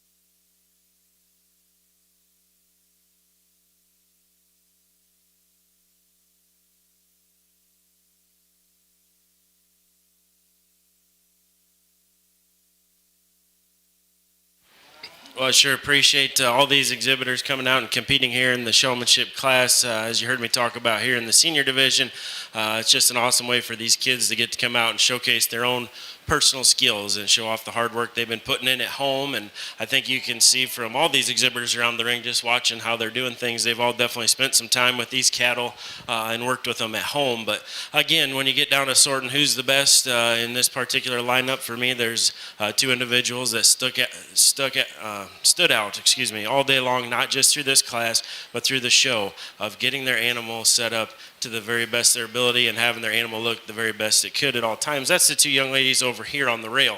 Those are the two I've narrowed it down to for my top selections, and I don't want to take anything away from the kids on this side. It's just a few different things that we need to work on, either the way we're holding the halter, the way that we're walking our calf into place, just some little things you guys need to work on. Just kind of watch how these young ladies do it. They use that halter to their advantage. They walk the calf naturally into position. If we do that, the calf's always going to look better than if we just stop, turn around, start poking on legs and things like that. We do need to use the show stick, obviously, for different reasons, but whenever you can use that halter to have that head always where you want it to be and pull them in naturally, that's the way to go. So for your championship selection between these two, I guess it is a very close decision. I think they've both done excellent. Both these young ladies brought good cattle to the show, and they made them look the very, very best they could as they brought them in the ring. I think the difference between them is just a couple, again, little things. Caught the one young lady maybe getting a little antsy, pulling the comb out of the pocket before I prefer. I guess I do want the exhibitor to get the comb out of the pocket. I do want you to brush the hair back into place. That's why you carry the comb with you. I also prefer for you to wait till the judge is moved on to the next calf. So when the judge is there analyzing, just keep that baby in your pocket. Wait till the judge moves on to the next calf. But that's just a small thing. They've all done a great job. Put your hands together. I will shake the hand of the champion.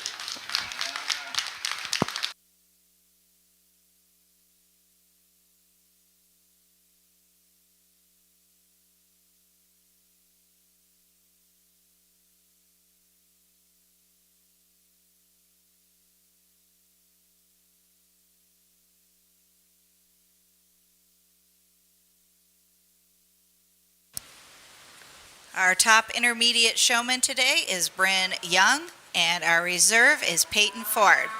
The trophy for champion is sponsored by Schneider Family Farms, and the reserve, Rosette, by Schneider Family Farms.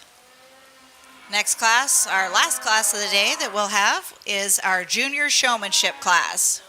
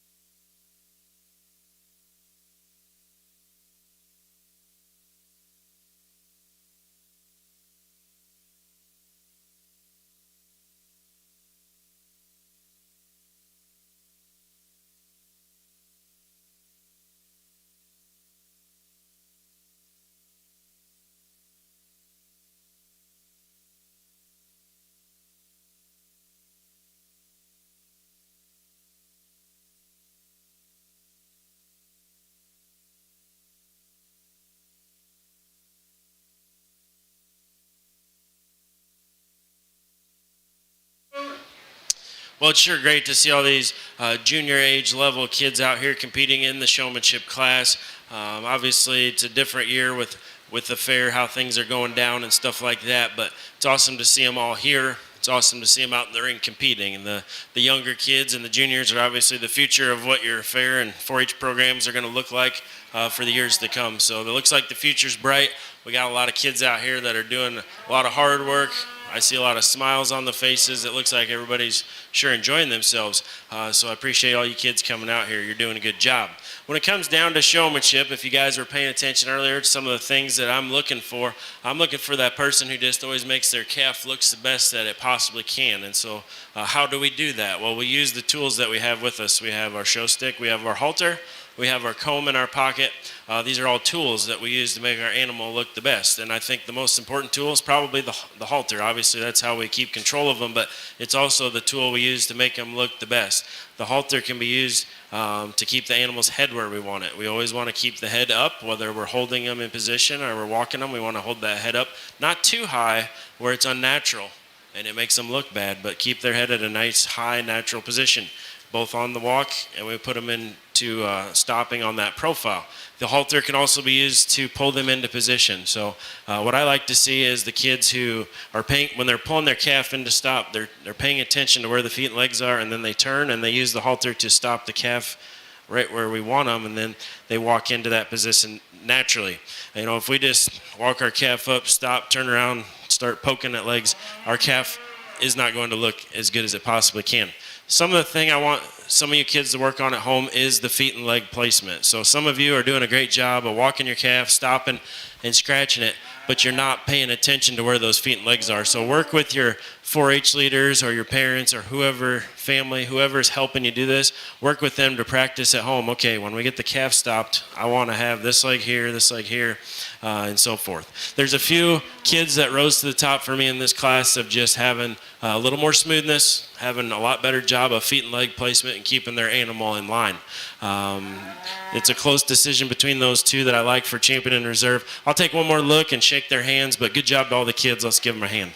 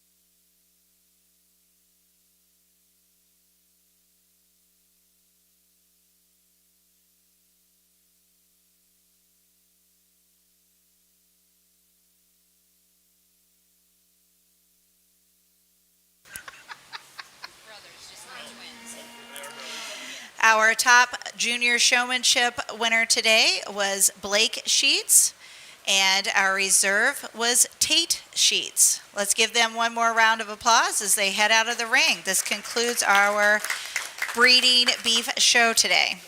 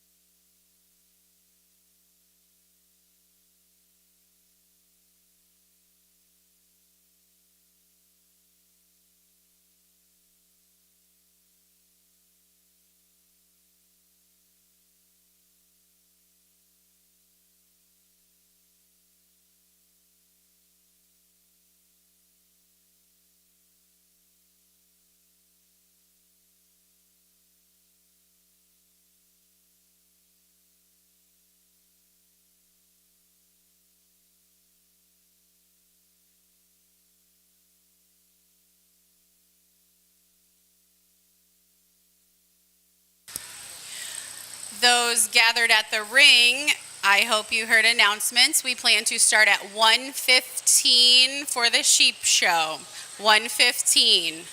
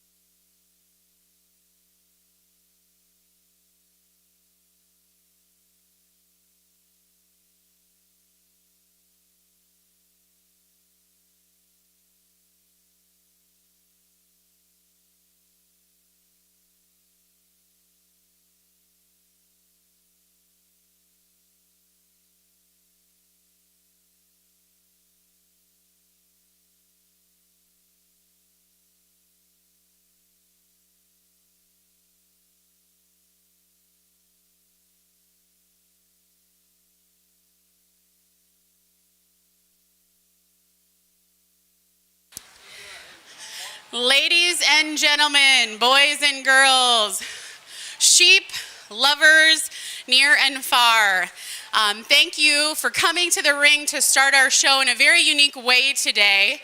We're going to start with two exceptional exhibitors I can award as champion and champion right now, Dwayne Sprouse and Dave Burney. Please welcome them to the ring.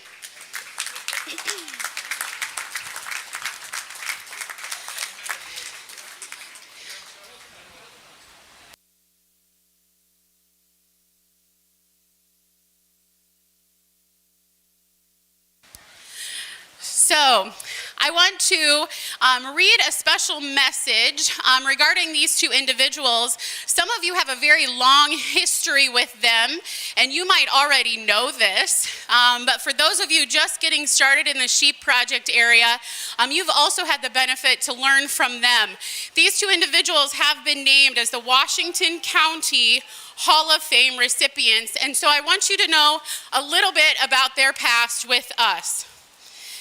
As staples to the Washington County Fair Sheep Project area, Dave Burney and Dwayne Sprouse can typically be found in the sheep barn, in the extension office, or on the direct route that connects the two, mulling over those show orders to give the kids the best chance, coaching new members in their first year, or laughing about lessons learned with several generations of exhibitors who have been a part of their sheep reign.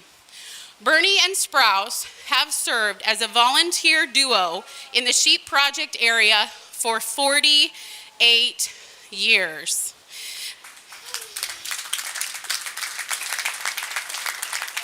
They have seen it all and continue to work tirelessly to improve the overall experience for youth.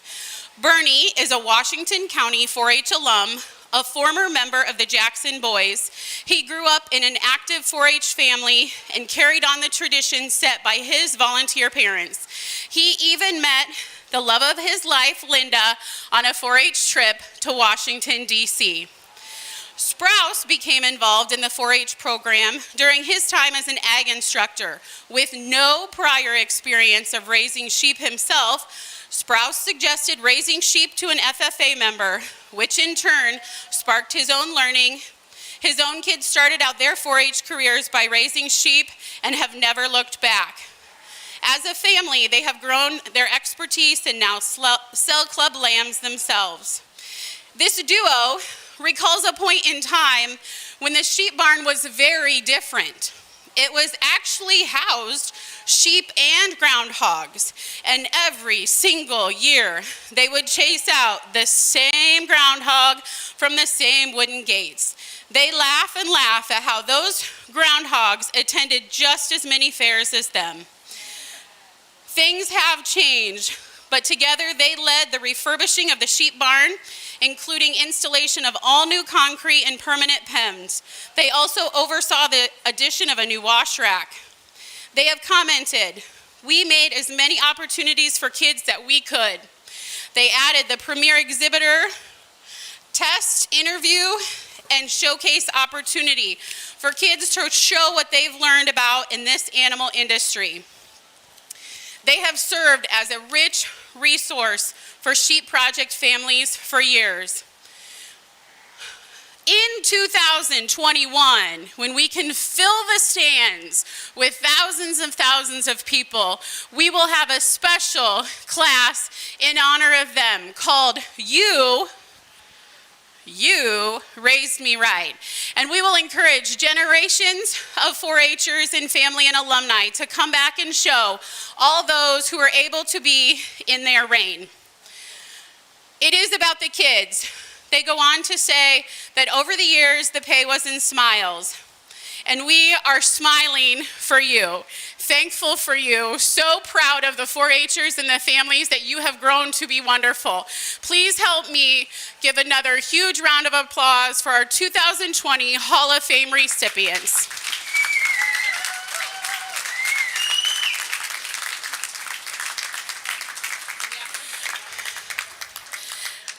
thank you everyone for being here and celebrating them, and give them an extra pat on the back today, as this will be their final show in the superintendent name tags.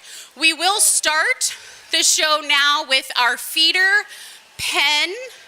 Those feeder pen exhibitors should be at their pens in the barn to meet with the judge, and then follow along in our order. We do appreciate all those who are social distancing and leaving space between others in the stands.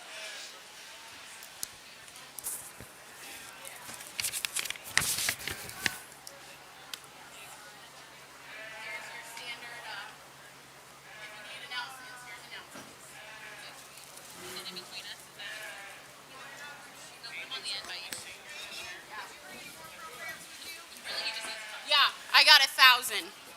Here you go, Queen, somebody. Oh, am I saying?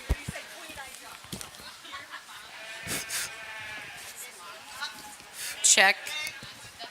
Check. So you have a show ring mic like always. University calls.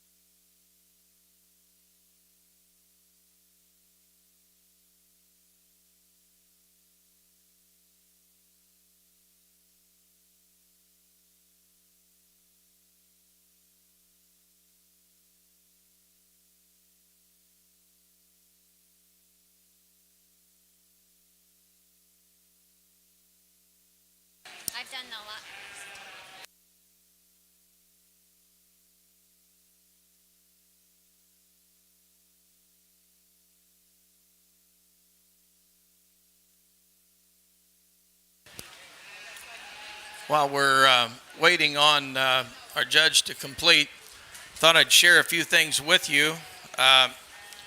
As they referred to us, we're just older than dirt, and this will be, of course, my last time of running the microphone, but that's okay. Thought I'd give you some history. When I started as a young ag teacher in 1972 in Kyoto, I came over here and they said in the fair book that the ag teacher is supposed to work in the sheep department. Well, guess what? I showed up and I met a gentleman, Merle Warner, some called him Fizz, and then also Jim Hotchkiss Sr. And so they oriented me on what was going to happen and how it was going to happen. Those of you that have been around the Washington County Fair over the years would know that the building back over here where they have the exhibits was the show ring inside. And it wasn't a very big ring, and I'll guarantee you when it was hot, it was hot.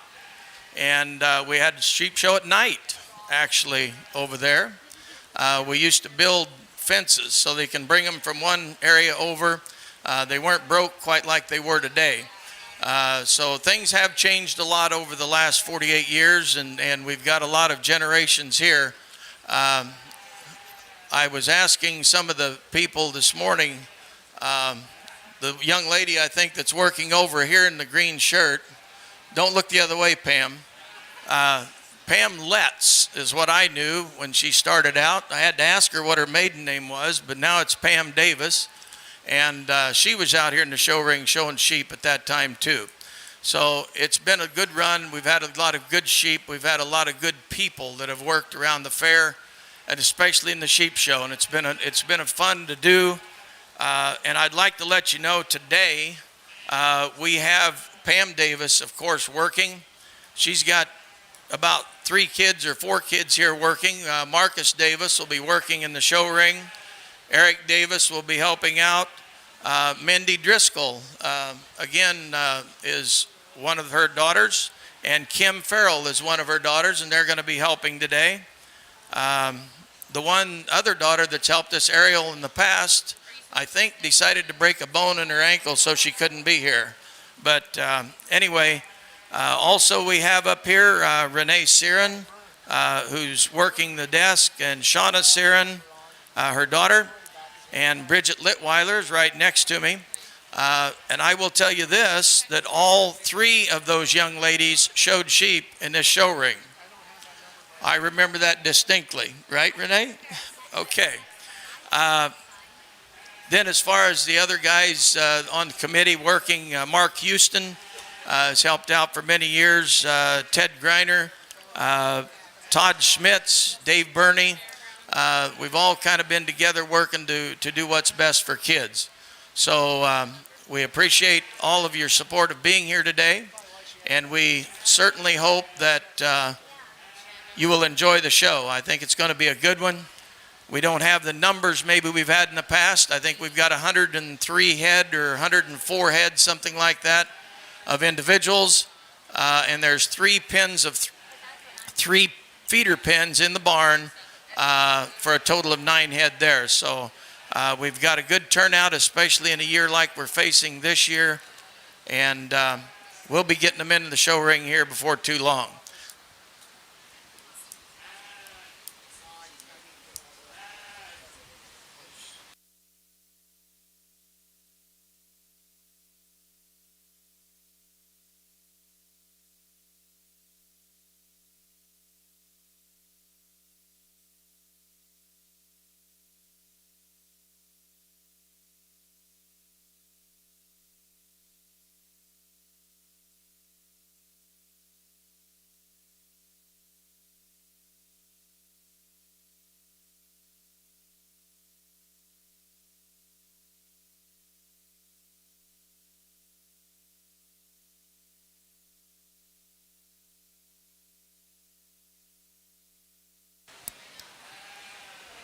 This might be a good time to let you know that you will be seeing an individual in the show ring with a gray polo shirt on. That recognizes our graduating seniors. We have one this year in the sheep department, Haley Schultz. So you'll see her coming into the ring different times, and she is the senior that we have, the only one this year, by the way, in the sheep division.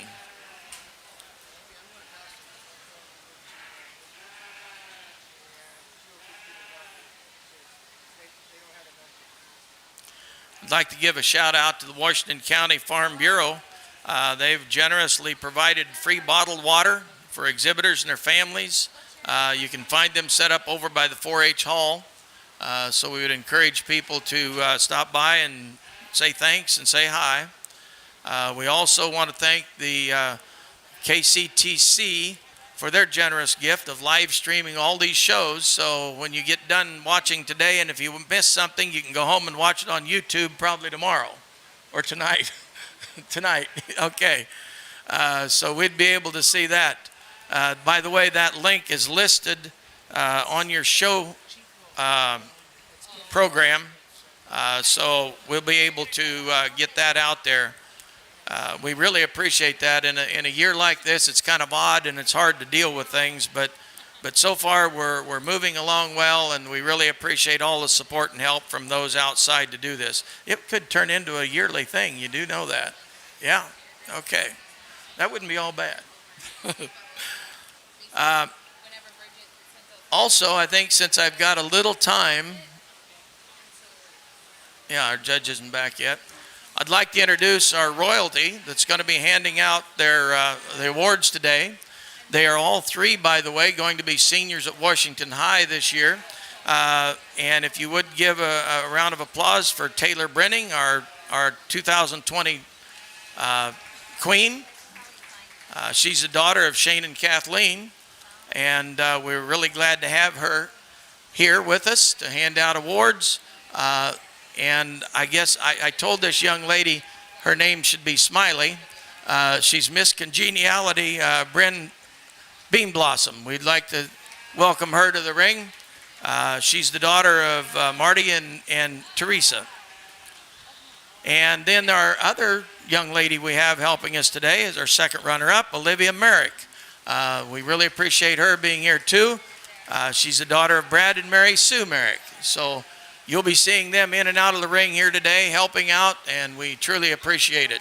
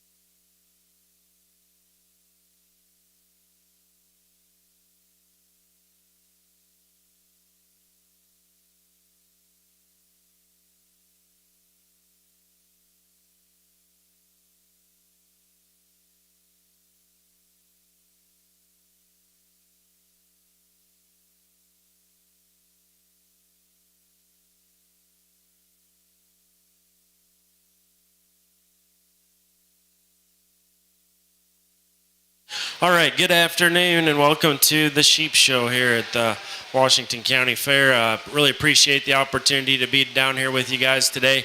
This will be my second year here. I know last year we had an awesome show and looking forward to the Lamb Show this year. So first things first, we got these three exhibitors out in the ring that I just got done visiting with over in the barn. And what we visited about was their Pen to 3 projects. Each of these exhibitors brought 3 lambs as a group to the fair. And so what that project is all about is, and it's a great project, it's all about teaching these kids, from a production standpoint. It's more about the production than it is the show aspect, and it's all about start to finish, taking 3 lambs or a group of lambs and growing them out and raising them, just like in the real world, and the things that go into that. So what we visited about were a lot of different things. We visited about their lambs, where they came from, how they picked the 3 that they did. We talked about how they fed them each day, what they did for health management, shearing them, the housing, just all the things that go into livestock production. And that's what's awesome about this project. It gives these kids a chance to learn and see all those things. And when you raise livestock, as all 3 of these exhibitors learned, there's ups and there's downs. There's a lot of things that sometimes it'll go your way and they'll gain weight and stay healthy and everything will be just smooth. And then other times you'll have 1 or 2 of them get sick. And the key to that is to be on top of it, of treating them with medication and stuff. And that's what these kids, did. There was a couple of these kids that had health problems, but they got those taken care of. So when we sort through these 3, there's a lot that goes into the decision. It's not just about what their sheep look like. It's about the knowledge that they were able to share with me. Also, the information sheets they filled out, which showed how much input they had, how much their feed cost, and all that was part of the consideration, as well as what their sheep did look like today, their average weights, and how they combined as a group. So they all did a great job, but at this time, we'll announce who the winner was. Okay, so this young man down here on the end did have the champion pen today. Congratulations. Good job, buddy. And it was a close decision all the way through, but this young man here we're going to have reserve with today. Good job.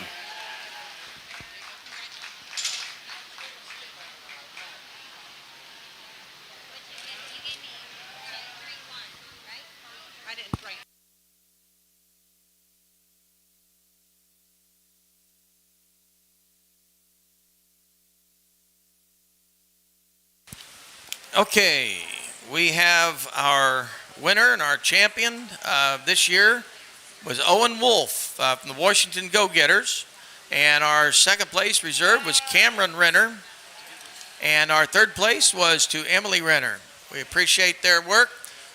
We are ready to start our first class of purebreds. And there will be 5 head in this particular class. We have Dorsets and Hamps will be in this particular group, and we are ready to start the 2020 individual show.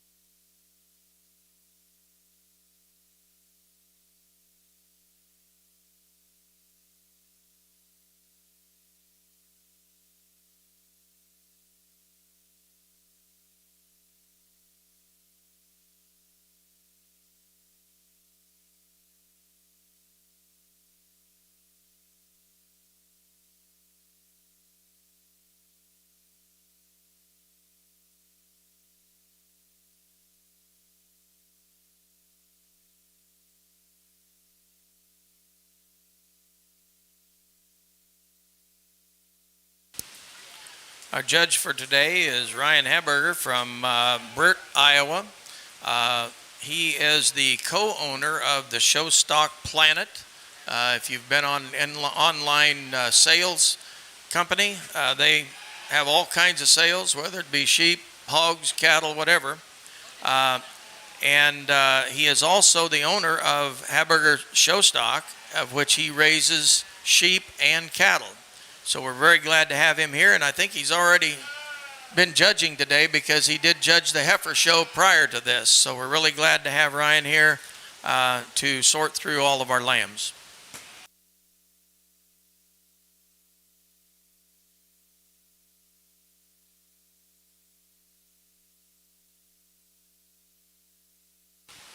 Okay, if you did not get a program, would like one, please raise your hand. We have the young ladies to bring them around. If you would, please, if you need a program.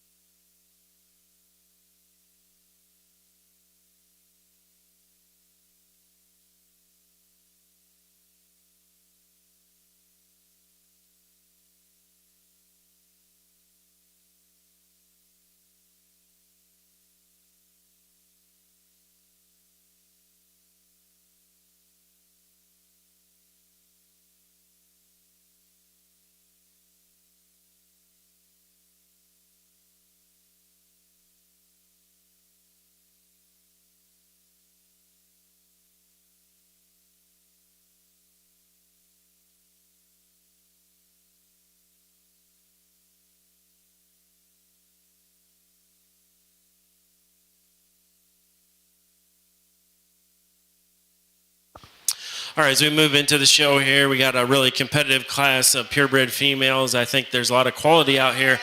There's definitely some differences in terms of type and kind. Obviously, we have different breeds mixed in out here, but the one that comes to the top for me, just overall quality, one that's built the best and has the most shape and dimension and overall balance is the young lady here at the front of the line. This is one I really appreciate it in a lot of ways. I love the rib cage in this one. She's really cracked open in terms of her middle body shape. A lot of turn to that rib cage. At the same time, her shoulder lays in there nice. She's really good in terms of her overall balance. And then where she takes the class the most dominant is when you get behind her. She's the most opened up in her top shape and has the most true expression and muscling through her leg, through her stifle. A nice one to get things started. The young lady has also brought us an excellent entry here in second place. We got the Horn Dorset female. This one you sure appreciate a lot of things about. I'll go ahead and admit she's probably a notch flatter in terms of that shoulder, just the femininity that she has compared to the class winner, and she has those advantages. She's long-sided and she's good in her lines, but the reason she's going to go into number two, a couple things for me. She just gets pretty flat through that stifle. She gets pretty nondescript down there through her leg in terms of that muscle shape. And the biggest thing is when we put her into motion, she just doesn't want to flex. Very athletic on her rear leg. She's just a little stiffer and wants to get outside of herself a little bit. So I'd like to change that about her and shallow her up in her chest compared to the class winner. But you have to admire her for being long, smooth, correct, and attractive. The Hamp female coming next is a good one as well. I think she has a lot of quality to her when you study her. She's got good body shape. She's got some muscle and some expression. She handles pretty fresh to the touch. The reason she goes down to number three, as we study this one on the side profile, her natural balance is not as good. She naturally wants to be down in her front end or shoulder point a little more than the other two. She doesn't have as much natural body shape and depth up through that flank area. So I'd just like to see a little better balance, but I really like her when I get my hands on her, the freshness that she has and the correctness that she has. The sheep the young man brought us next, here's one that's maybe to me today a little bit over-conditioned. I know Dorset sheep, it's pretty easy to get them fleshed up. I'd like to lean her up a little bit, and the biggest reason she goes this placing is when we get her going there, she wants to roach up that top and get a little restricted in her overall movement. And the young man that rounds out the class has a nice complete female, unfortunately not near the squareness and freshness of the other sheep today.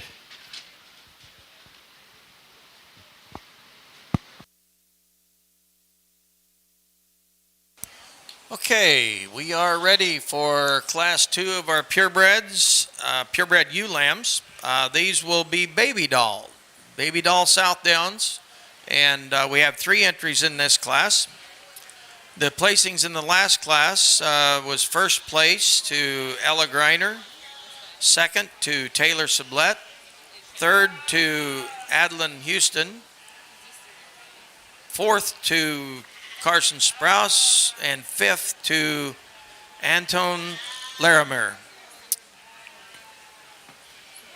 And if you're keeping track and writing like a gentleman used to tell me, and reading from the top down, your placings should be 1, 3, 5, 4, and 2.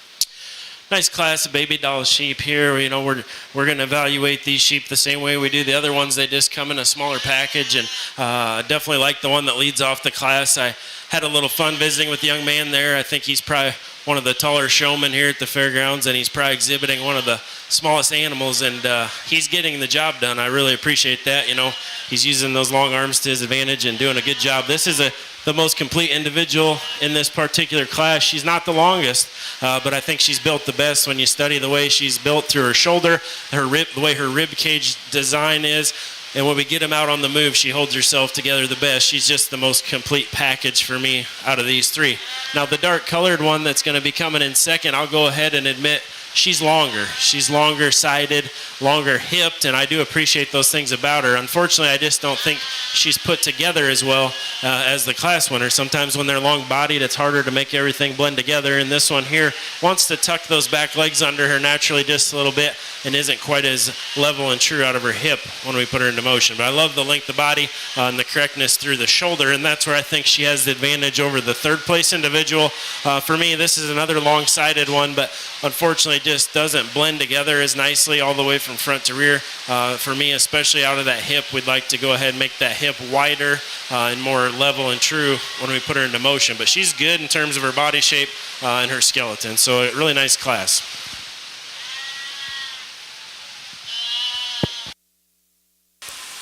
Okay, the placings in that class was first place to Zach Schmitz, second to Adeline Houston, and third to Caden Houston.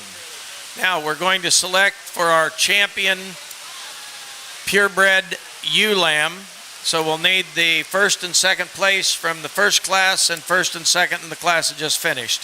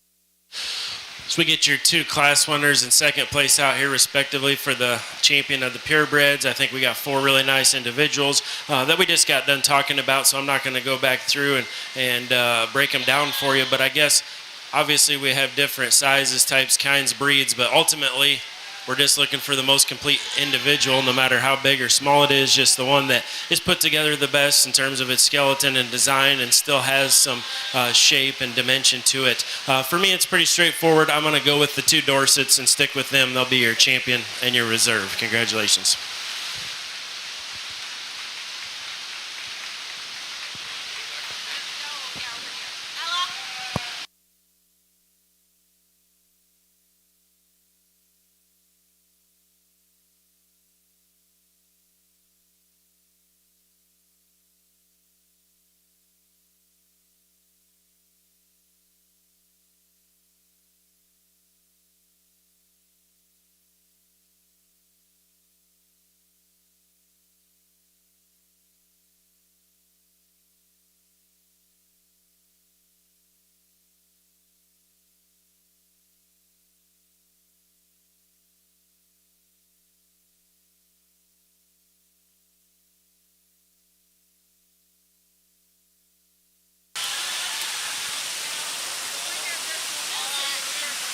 Okay, the champion was to Ella Greiner and the reserve to Taylor Sublette.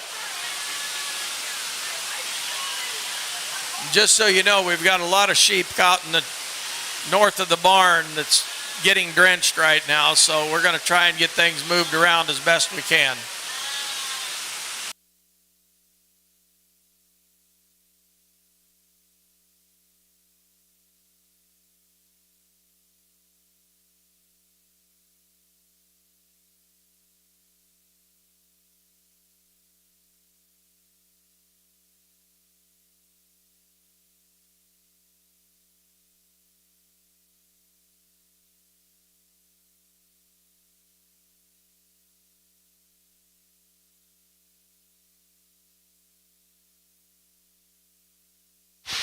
Just a single entry, of course, here in this class, but we got a really nice one.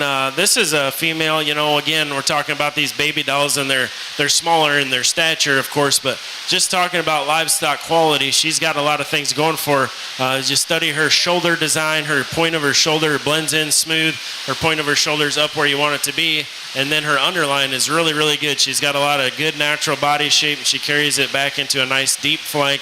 Really smooth, complete individual. Definitely deserves the banner there. Congratulations.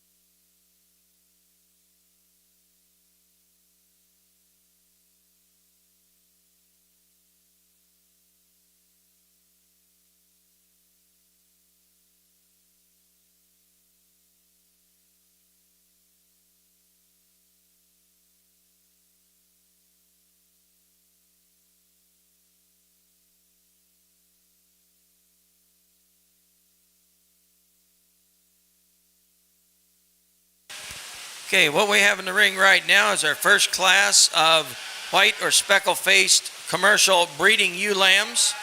There's 3 in this class. And your champion yearling purebred was shown by Zach Schmitz in the last class, of course.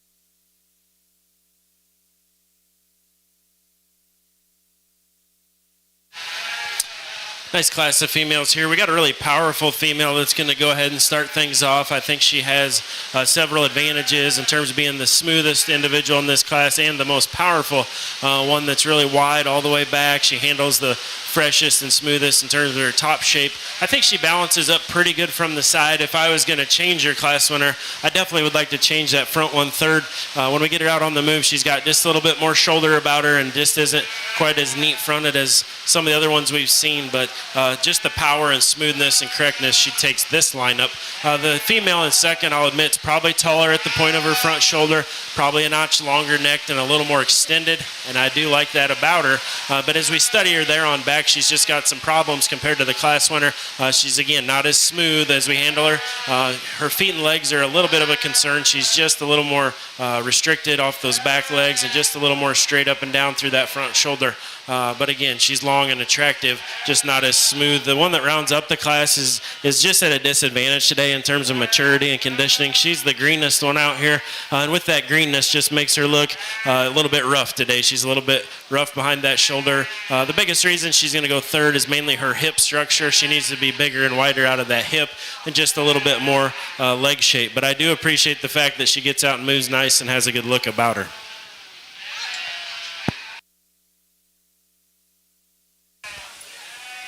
Okay, we are ready for class 2 of the white speckle-faced commercial ewe lambs. So we're ready to bring them in. There'll be 4 in the group. Placings in the last class was first place to Greta Siren, second to Adeline Houston, third to Caitlin Waters.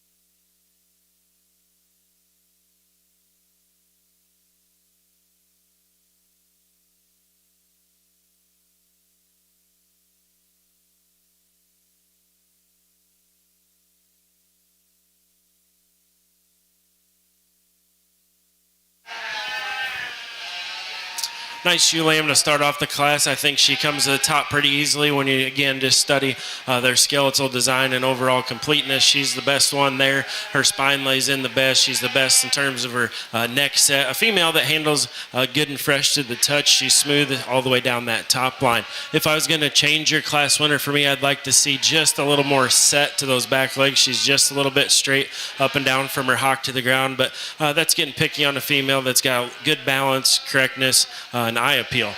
The female that comes in second probably has the advantage over the class winner in terms of just having a little bit more inner and outer leg shape.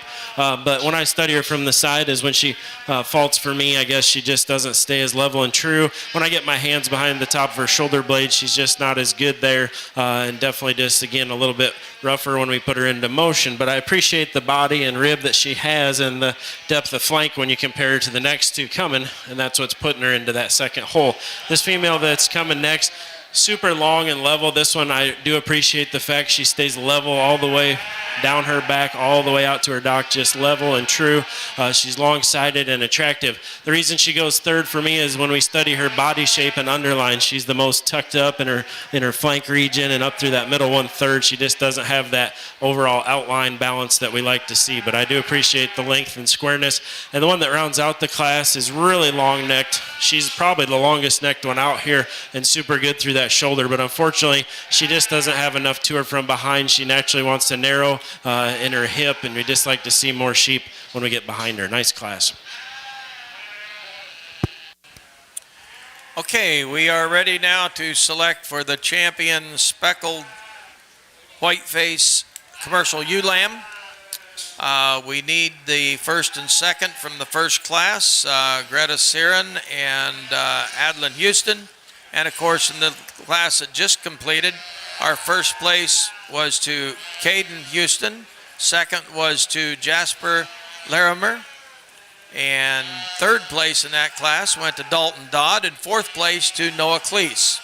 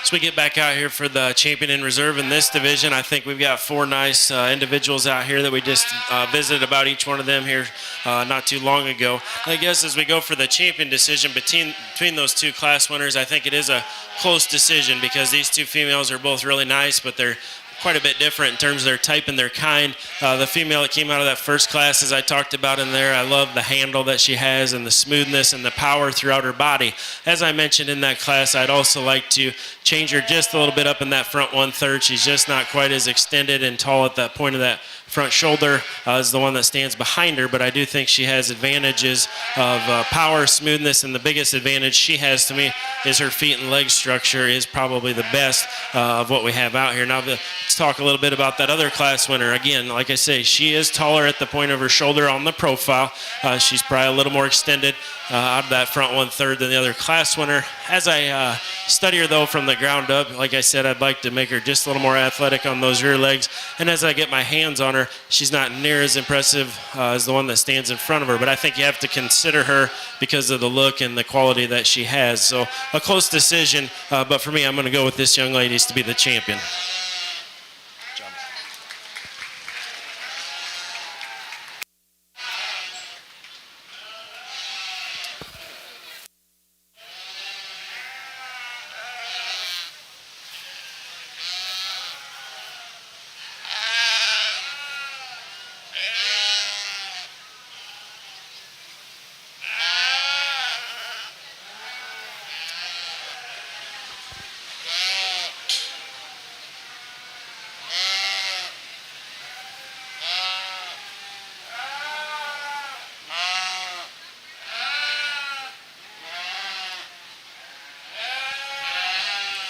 Again, a close decision for reserve, but just based off quality of leg structure and handle and correctness, I'm going to stay with the one out of that first class to be reserved. Good job.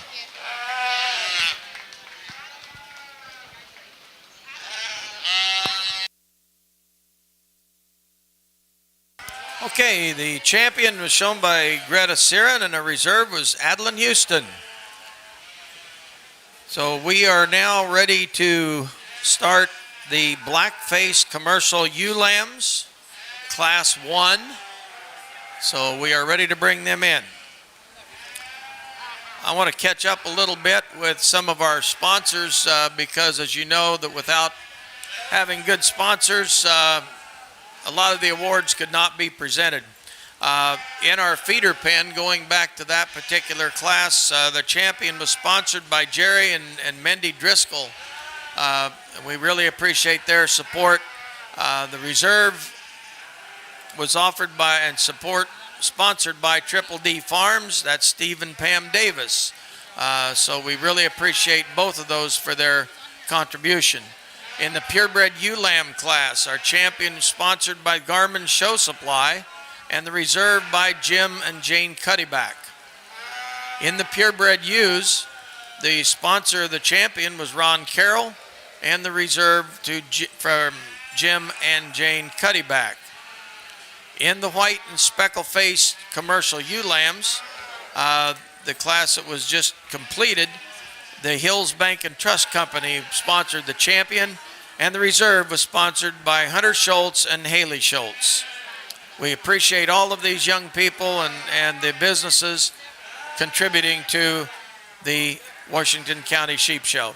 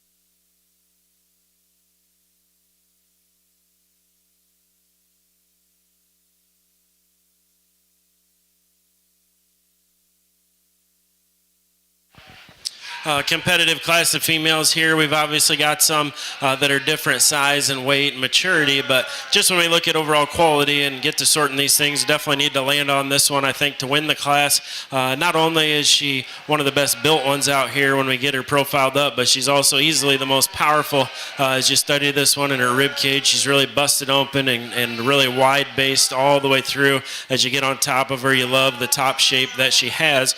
When the young lady gets her profiled up like she's got her now, she really balances really good and true. If we were going to change her class winner for me, when we put her into motion, sometimes she is wanting to get up in that top just a little bit with all that muscle that she has, but it's getting picky on a female that's built really nice and smooth.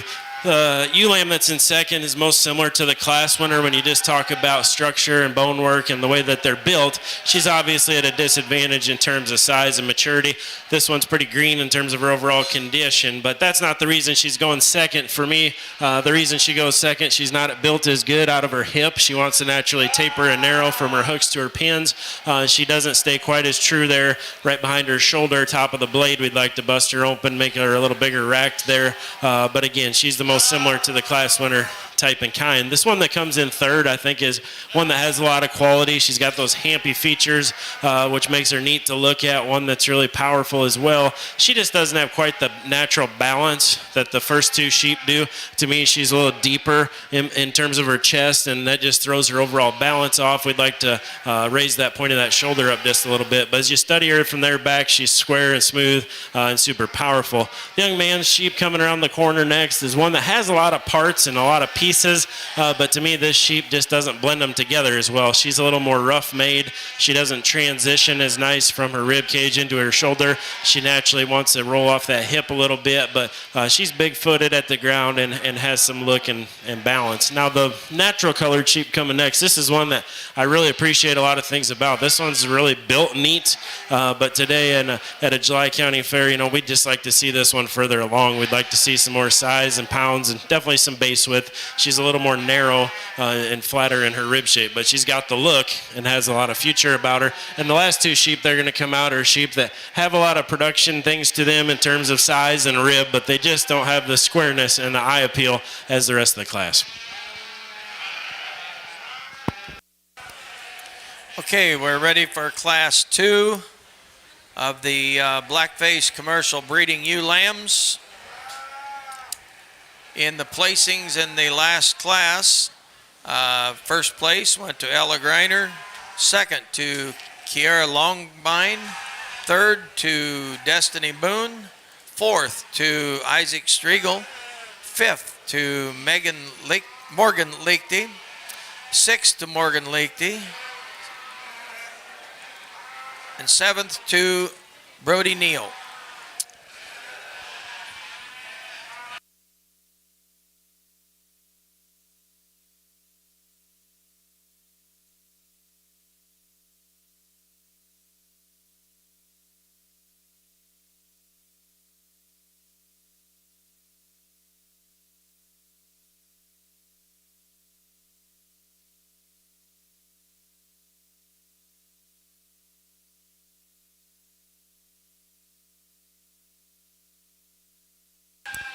That's an old-time sheep herder for you. Never messed your hair up either, did it?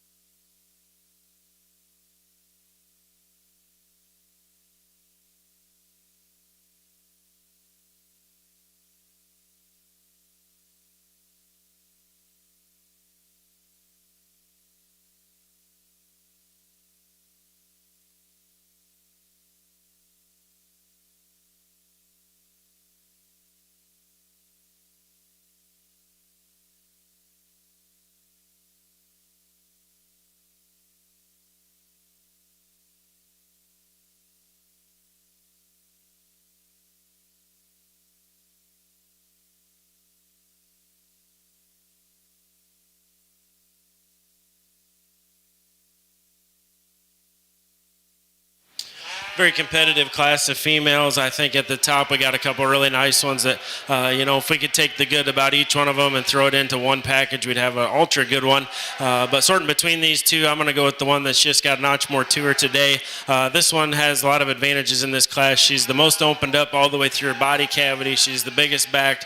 She's definitely the most powerful out of her hip and down through her stifle and leg. I love all those things about her. As we talk about her, though, from a female standpoint of structure, she's got that going for her as well. She's good in terms of her feet and legs. Now, if we were going to change this one, I definitely would change her a couple places when we get her out and moving. I'd like to see her hold herself together in her body just a little better. Like I said, her feet and legs are good. I'd like to see her hold that shoulder in just a notch tighter, and that's something we'd just change about her altogether, just neaten up that shoulder. But when you look at the body cavity and the power and the structural quality, I like her to take the class. Young lady in second, I think this sheep is better through that front shoulder. I think she's a little neater at the point of that shoulder and just a little smoother the way she holds it when we put her into motion, and I love that about her. She's big-legged and big-footed, balances up really good from the side, but the reason she goes second, there's just not as much sheep here. When you study this one out of her hip, I'd like to go ahead and widen out her pin set. I'd like to see some more outer leg shape when you compare to that class winner, but they're both really nice sheep that complement each other very well in this pairing.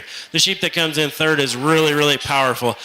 When you handle this one, it handles really hard to the touch, and it's easily the most expressive just in terms of leg shape and overall power down there. But she's just a little more restricted in her movement. With all the muscle she has, she's a little more restricted, and she wants to break and pinch at her hip-loin junction. That's what I'd need to change about her to move her on up. Sheep coming next is another one, super powerful. Unfortunately, just not the balance and the look that those first three had. She's one that's just naturally a little more down-fronted is what I call it, and I'd like to change the way she moves out a little bit off those back legs, but she's big-topped and balances up pretty good. Sheep that comes next, giving the young man a little trouble here today. She's got a lot of quality to her. She's good out of that shoulder and stuff. She's just fighting him a little bit. The reason she falls this far, she doesn't have as much natural base width and foot size as the ones that go out in front of her. Sheep that comes next is one that definitely has big feet and big legs, but her balance is off a little bit for me. I'd like to soften that flank and body shape and get her to hold that top a little more level, but I like the length and the muscle expression. And the last two sheep that come out are sheep that have some power and base width. They just don't have the overall look and style and squareness of the other sheep in the class.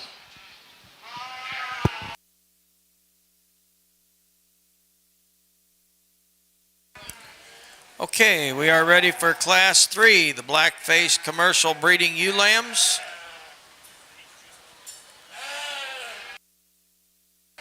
Placings in the last class, first place was to Garrett Greiner, second place to Ava Greiner, third to Bryce Crawford, fourth to Aiden McGuire, fifth to Caden Houston, sixth to Carson Sprouse, seventh to Maggie Renner, eighth to Owen Wolf.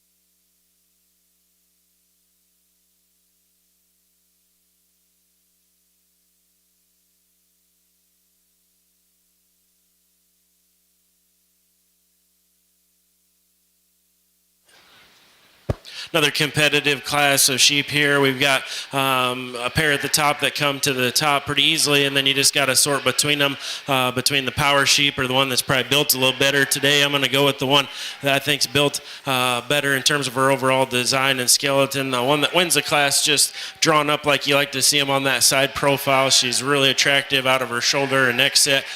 She's good in terms of her lines and the way she balances from the side. She's not as powerful, you know, in her rib shape and just all the way through her body as that one in second for sure. But again, just the fact she's built better and more square is the reason she's going to take the class. The one that comes in second is powerful. She's just super, super opened up in terms of her chest cavity, all the way back through her rib and body, and then out through that stifle and leg. And I just love the power that she has. But when we compare to the class winner, at the same time, she, with all the power, is also a little too round. She's a little rounder out of that front shoulder and round out of that hip.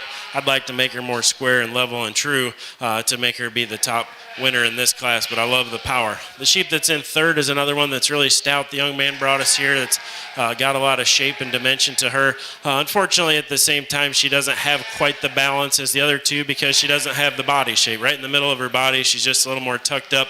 I'd like to give her more shape there to move her up today. The one that comes next is long-sided, has good bone work, sheep that has some parts and pieces, but one of those that just doesn't quite blend together as smooth. A sheep that as we get her out going off those back legs, we can see she's just a little more restricted. The sheep that comes next is one that's carrying a little bit more condition today for me, and that's probably why she looks so smooth. But for me, when I get my hands on her, she isn't quite as expressive in her muscling. She gets a little restricted when we get her going there, but I do appreciate the shape that she has. And the sheep that round out the class are ones that are long-sided and have some look. To me, they just don't have the squareness and the overall balance, especially when we put them into motion.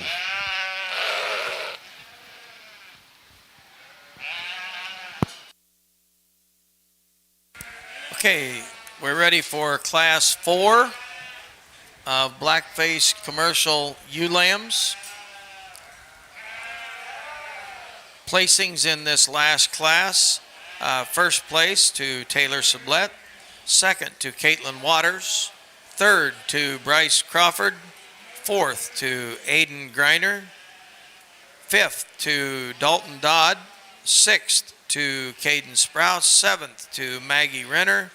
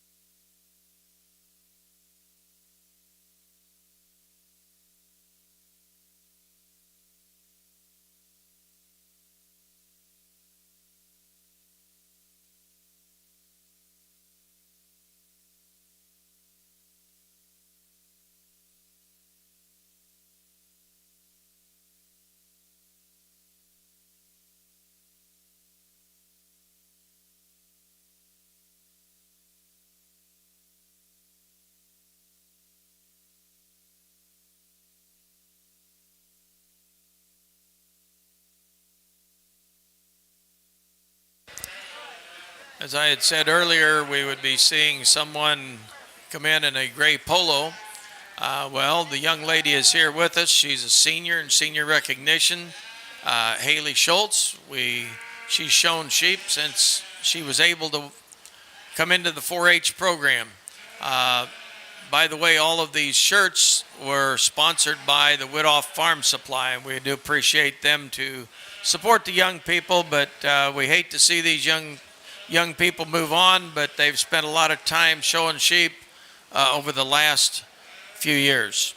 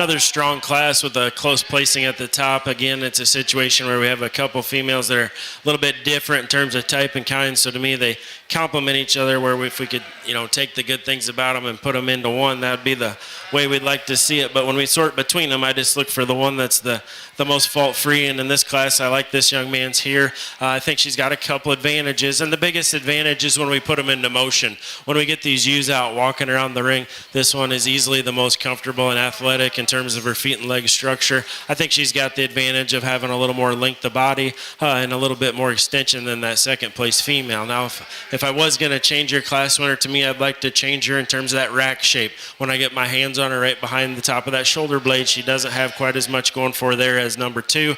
She's not quite as expressive in her overall muscle shape as that second place female, but I think she's adequate there. And again, when we put them into motion, that's where she wins it for me. The female in second, when we just have them parked and just standing here, I really like her. She's one that's, got good natural body shape. She's got balance. Love that muscle expression she has, and they got her presented very nicely. But with the muscle, she's also a little more restricted. And like I said, when we put her into motion, that's what I'd like to see different. And I'd like to give her just a little more extension in terms of length of neck and her front 1/3 as well. But she's a nice one. The one that comes in third has that extra extension. She's taller at her shoulder and longer neck than the one in second. But the reason she goes into 3, she's flatter sided. She doesn't have that natural rib shape that the first 2 have. She doesn't have that natural shape as you stand behind her through her leg and through her stifle. But she's big-legged and nice looking.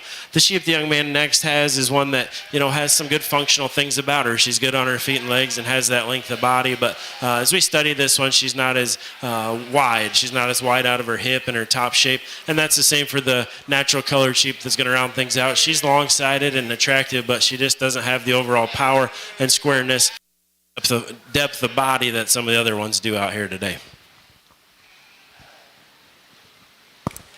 Okay, we are ready to select our black-face commercial breeding ewe lamb, and we'll be bringing out the first and second places. Going back to Class 1, coming out, first place was to Ella Greiner, and second to Kira Longbine. In Class 2, first place was to Garrett Greiner, and second to Ava Greiner. You're bringing all the first ones out then, aren't you? Okay, I'll correct myself. All right, in Class 3, our first place was Taylor Sublette. Class 4, that just completed, first place to Austin Black. We'll go back to Class 1, and that would be our second place in Class 1 to Kiara Longbine. Our second place in Class 2 was to Ava Greiner. Second place in Class 3 was to Caitlin Waters. Second place in Class 4 to Zach Schmitz. The placing of that last class, by the way, Class 4, first was to Austin Black, second to Zach Schmitz, third to Austin Black, fourth to Owen Wolf, and fifth to Carson Sprouse.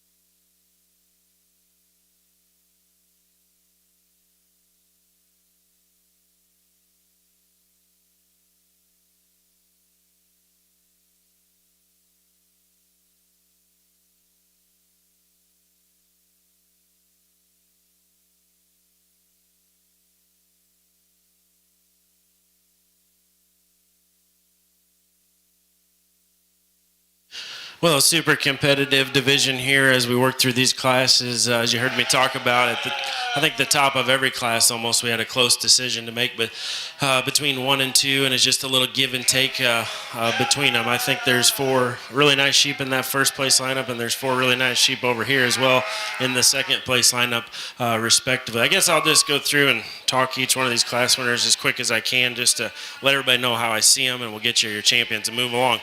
The one that came out of the first class talked about her just being really complete in terms of being balanced and still having some product to her.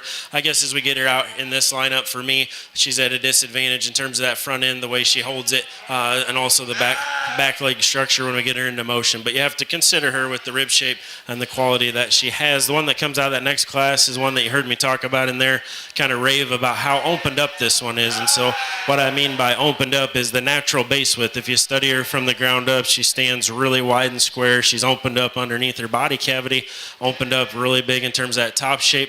At the same time, with the power she has, she balances up nice from the side. As I talked about in class, I'd like to change her in that front shoulder a little bit. I think it's pretty acceptable when you consider everything else. And when we get her into motion, again, that shoulder just doesn't hold in quite as tight as we'd like to see. The one that comes next is one that you love the silhouette on her. Talked about her in class, just drawing a really nice outline to her. She's probably not as cracked open. She's not as opened up in terms of having that natural rib shape and body shape that we'd like to see, but one you have to consider just because of the way she's put together. Now here's another one when we put into motion, I'd change her a little bit. For me, she doesn't track out as strong and true off those back legs. She kind of wants to turn them and cross them over maybe sometimes, but again, I think she's adequate there. I don't think any one of these females is just absolutely perfect on the move. The one that comes out of the last class is one we just talked about, long-sided, big-legged, when you study her from the ground up. I really like the smoothness that she has, and I think she's, pretty good on the move. But the reason I faulted her in the class was just when I get right behind that shoulder blade, she doesn't have as much top shape and rack shape as some of the other ones. She doesn't blend together into that front 1/3 as naturally as some of the other ones. But you have to consider her with the length and the style that she has when you put her into motion. So that's kind of how I see the sheep. I do think it's a close decision. Again, it's a little give and take between a sheep that's a notch more powerful and a sheep that maybe draws a prettier picture, but I'll show you the ones I like. Look at them one more time. Let's give them a round of applause for a good division.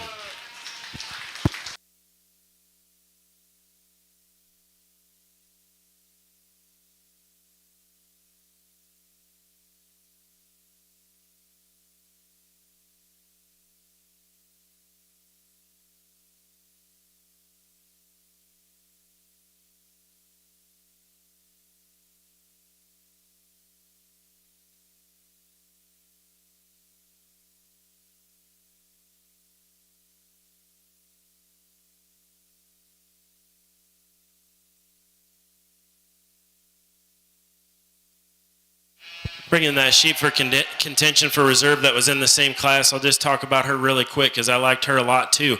It was a close decision in that class. Like I said, I appreciate the smoothness that she has and the correctness and the feet and leg structure. As I talked about in the class, she wasn't quite as powerful out of that hip, and that's why she fell down into that placing. And as I get her back out here in the lineup with all these other ones, to me, another thing I'd change is I'd like to freshen her up. She's got a little more condition on her today. I think if we take that off of her, she's not going to look quite as good as the one standing behind her, which will be the reserve.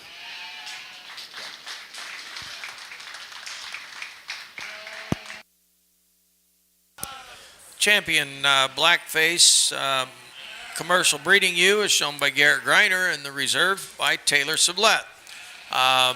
Before we go for our overall champion, we have another class of commercial yearling ewes. We should have 3 entries in this class, and we'll bring them in now.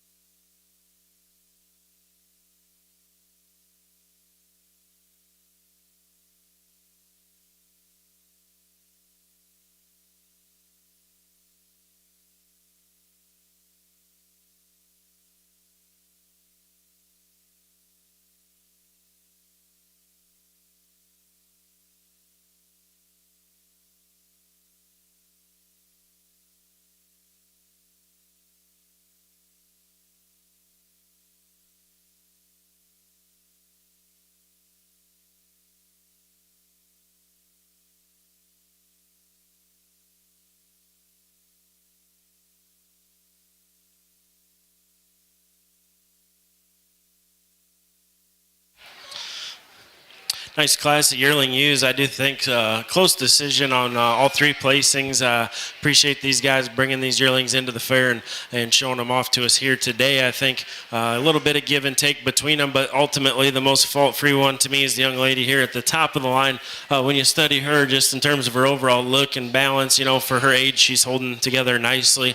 She's really built good up through that shoulder and front end, and has the most length and correctness in terms of her spine as we study her in this class. We would like to probably change her underline just a little bit and soften that flank to make her better on that profile, and maybe she could have just a shot more natural foot and bone, but I think she's adequate there and just the smoothest, most correct female in this lineup. The one that comes second is a notch stouter when you study her compared to the class winner, just in terms of rib and power all the way through, but again, she's not quite as correct for me, especially on those back legs, and when we put her into motion, she kind of wants to roach up and roll that hip, so we change that hip structure and rear leg structure. You could definitely consider her to win the class. And the young man, you brought us a nice one as well. She's got that good muscle shape in her, and especially in her top. But when we study her compared to the other two, she just doesn't balance up as good. She's definitely the heaviest up front and a little more tucked up from behind. But one, you really appreciate the top shape she has.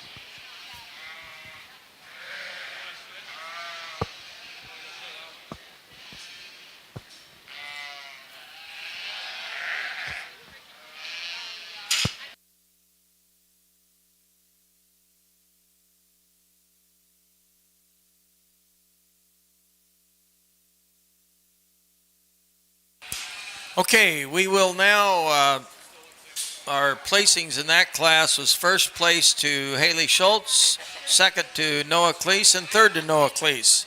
We're going to bring out all of our champions to select the overall Supreme Champion breeding sheep, and that means we'll bring out the specs, or whitened specs, I should say.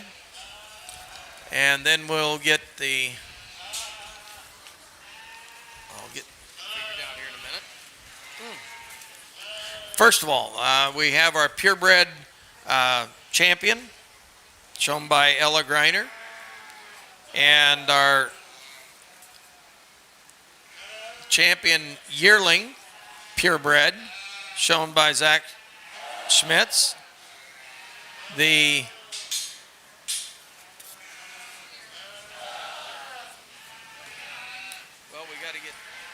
And our champion speckle face was shown by Greta Siren.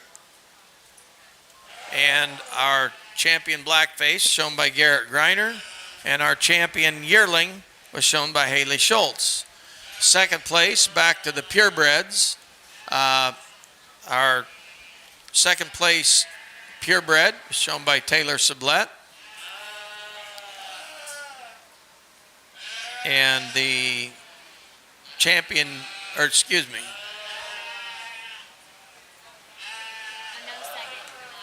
We don't have a second on the yearling purebred, but our champion, or reserve, excuse me, in the speckled and white was Adeline Houston.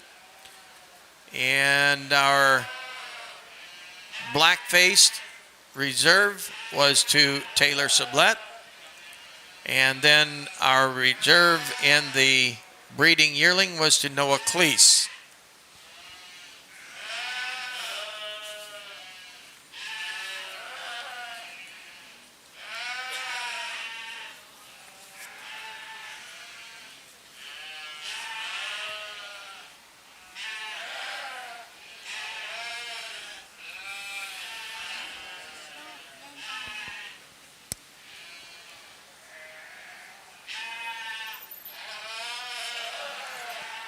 The Supreme Breeding Sheep Trophy was sponsored by the Sprouse Family Club Lambs. The reserve blanket was provided by Greiner Show Lambs. The reserve trophy in the Supreme was by Premier One Supplies, LLC, and the reserve blanket was again Greiner Show Lambs. Going back to the Blackface Commercial Ewe Lambs Trophy was sponsored by the Bill Andrigg family, and the reserve was from Hunter Schultz and Haley Schultz. The Commercial Breeding Yearling again was by the Bill Andrade family, and the reserve by Ron and Louise Schmidt's family.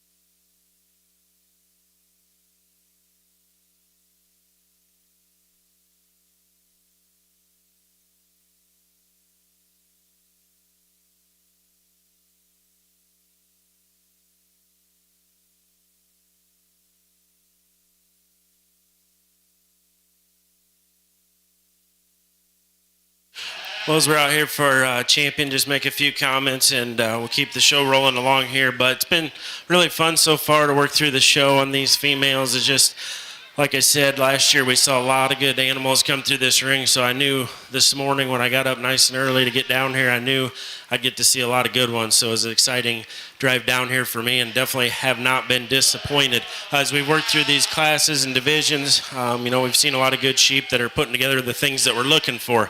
We're looking for kind of the sheep that puts the most together with the least amount of flaws. We're looking for sheep that obviously are built good. When we talk about females, we want them to be built good from the ground up, and in terms of their natural base width and their feet and leg structure, we want them to be built good in their skeleton and their natural design. At the same time, we also want them to have, something to them. We want some sheep to have some rib shape and have some top shape and have some dimension, so that they're going to go on down the road and raise those show weathers and rams that everybody strives to produce. I'm not going to go through and talk each one of these. I guess to me, I tried to touch on coming out of the class or division, what I might change about each one of these, and obviously the things that I liked. But for me, at the end of the day, there's one that does have to come to the top, just in terms of pure power, in terms of pure quality, a sheep that's just really one you have to admire the way that she puts the power into a complete package. And then for reserve, I think it is a very close decision between two sheep that are built very good. I think there is a slight difference between them. I'm going to go select your champion. Take a look for reserve. Put your hand together for all the kids, please.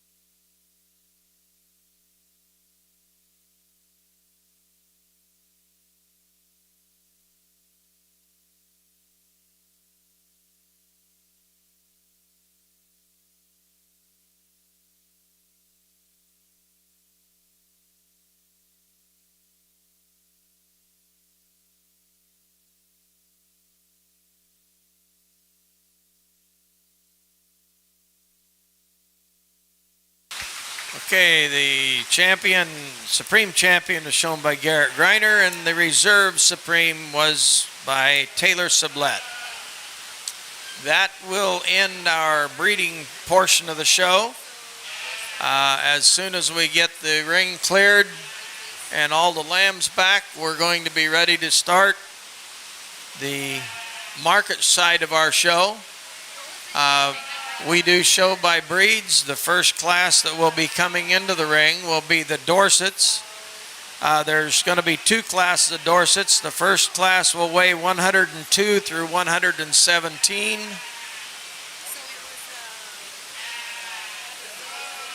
And believe me, I hope this rain is at home.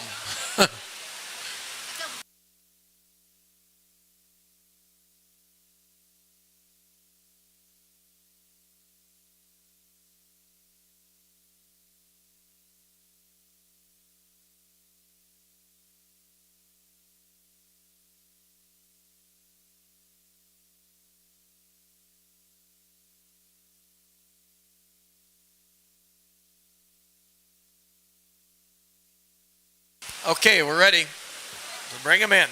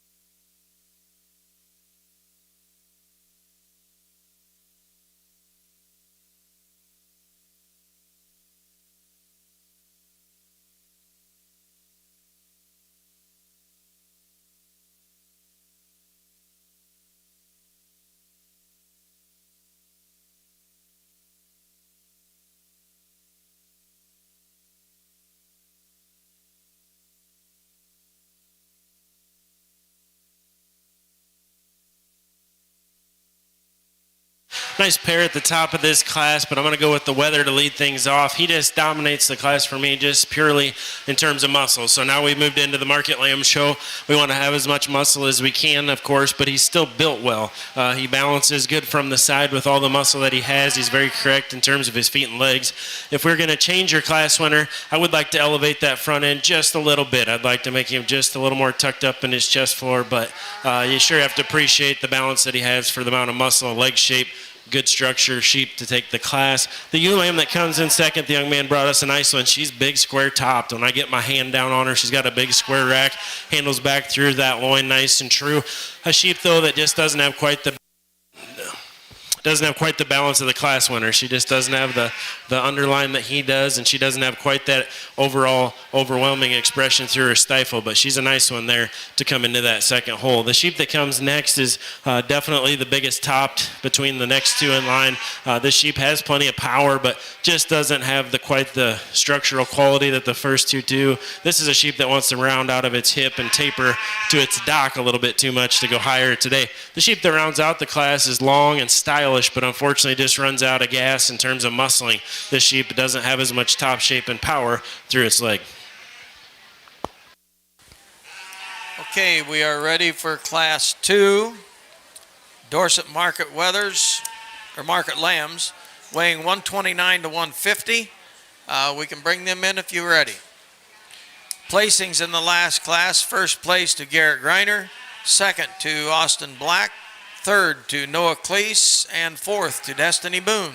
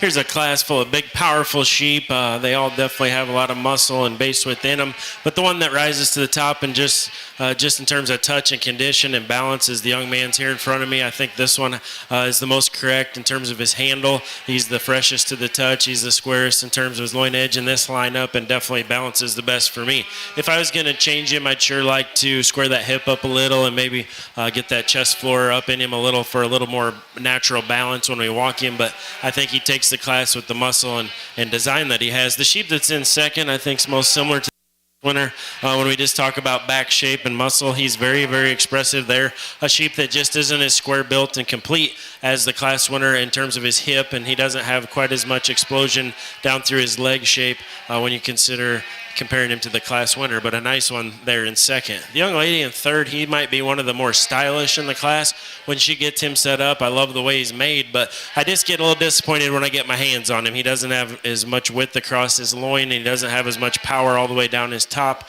as the two that walk out in front of him, but I like the way he's put together from a balance standpoint. The sheep that comes next is one that is really square built, but he just disappoints me when I get my hands on him. He's definitely the heaviest in terms of his conditioning in this class, so I think if we leaned him up a little more, he wouldn't look quite as powerful. So I'd like to change him in that way and make his hip region just a little fuller, but he's deep twisted and big ribbed. And the one that rounds out the class is one that's just given up too much overall power today. It's a sheep that's correct in terms of his structure, but again, just not as wide and powerful throughout.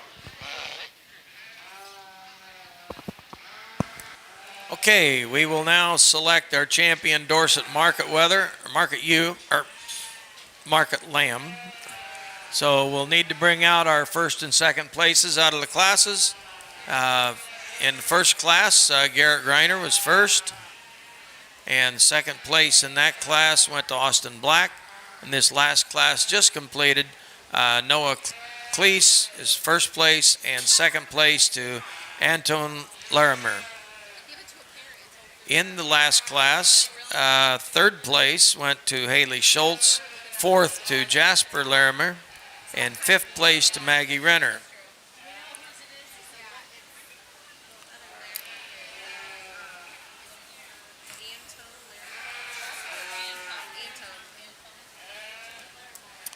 The trophy in this particular class for the Market Dorset would be from the Jeff Sprouse family. The reserve sponsored by Ron and Louise Schmidt's family. So we get our class winners and seconds out here respectively in this Market Lamb division. Again, I think there's 4 nice entries. We just talked about them all, but when we come down to finding the champion in reserve, it's a pretty straightforward decision for me. Sheep that, pound for pound, ounce for ounce, have plenty of muscle, and they just have the better overall design and balance. We're going to go with the pair out of the first class will be your champion right over here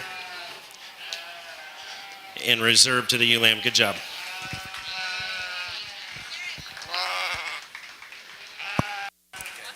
The champion was to Garrett Greiner and the reserve to Austin Black. We're now ready for our next division, which will be our hair sheep division, and we are ready for them at any time.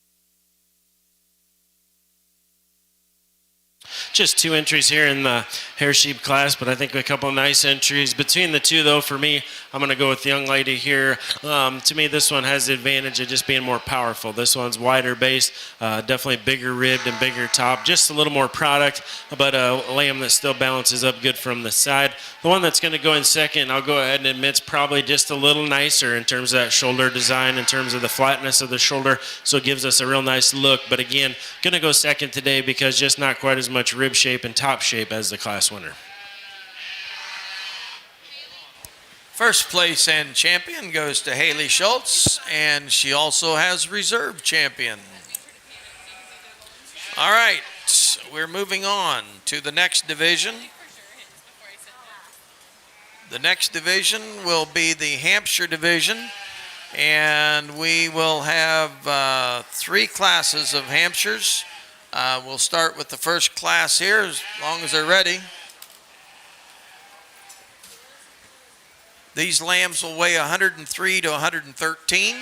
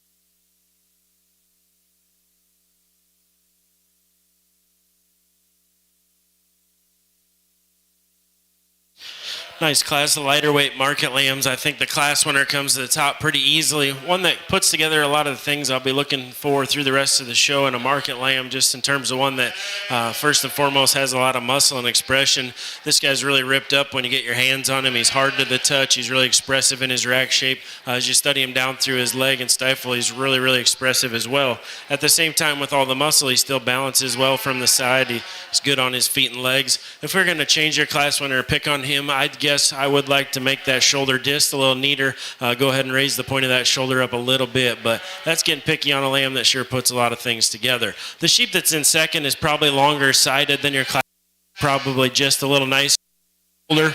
I'll go ahead and admit that, but she just doesn't have near as much overall muscle and definition and squareness of top of the class winner. So we'd like to just make a little more muscle shape on her to put her to the top. The sheep that comes in third definitely has a lot of leg shape and is deep twisted, but a sheep that doesn't have the overall balance of the two that go out in front of him, just a little more tucked up underneath, but you do appreciate the power that he has from behind. The sheep that rounds out the class is one that has a nice look from the side, but unfortunately in a market lamb class, he's just too narrow based for me. I'd like to make him a lot bigger topped and make him wider based throughout.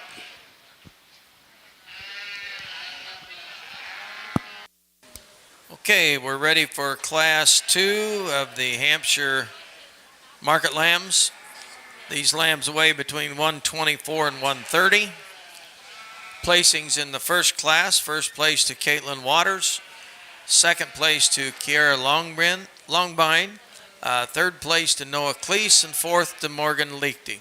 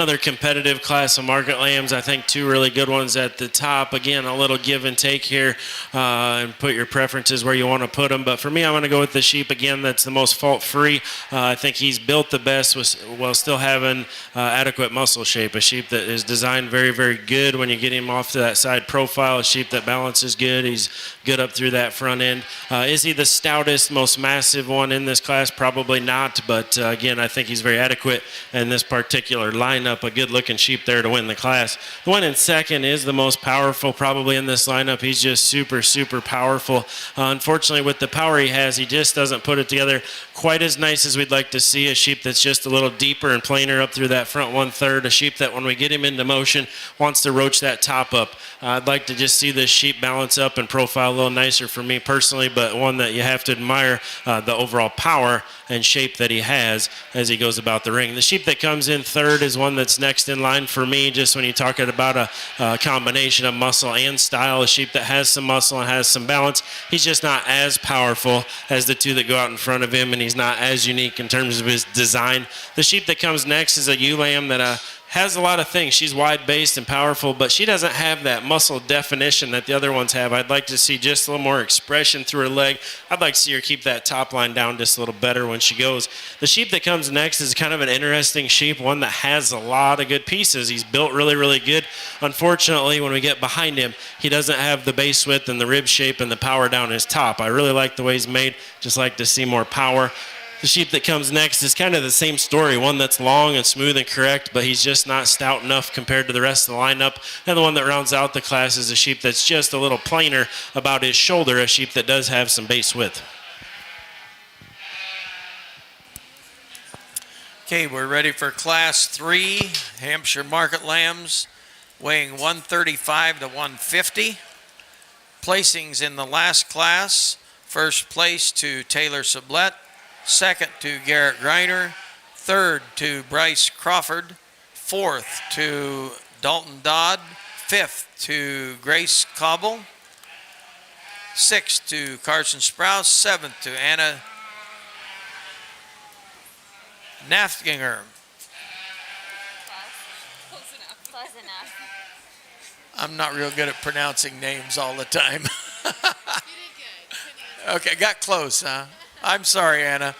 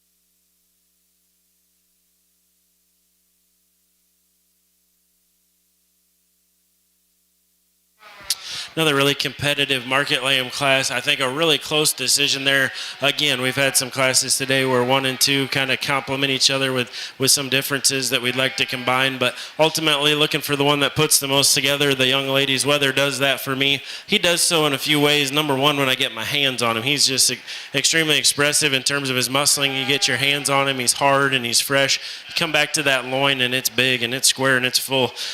Sheep that maybe if we're going to pick on him, I'd like to widen that hip out. With the amount of back shape that he has, he maybe doesn't carry it all the way out of his hip. I think he's very adequate in terms of his muscling down through his leg, but I'd like to see just a little bit more leg shape and hip. But again, he's smooth, balanced, correct, and handles the best in this lineup. The ewe lamb that comes in second is one that's just really beautiful in terms of her profile and the way that she looks just walking around the ring. Again, when I get my hands on her, she's not as fresh to the touch as the class winner. She doesn't handle quite as hard and as expressive. She's got just a little bit more conditioning on her when you compare it to him, but a sheep that when you study her from the side, you sure love the silhouette that she draws. I'd just like to see a notch more expression and squareness compared to the class winner. The sheep that comes in third has plenty of muscle and has plenty of length. This one just doesn't blend together quite as smooth, a little bit rougher in terms of that top line. That hip loin junction is a little more rough compared to the first two, but a sheep, again, I like the length and the muscle to put him into that third hole. And the sheep that comes next is one that handles fresh in terms of appropriate conditioning, but a sheep that's just a little smaller footed and finer boned and just doesn't have the overall look and style as the rest of the class. And that's the same for the sheep to round things out, as one that just gets a little plainer about that front 1/3 and chest floor compared to the rest of the sheep.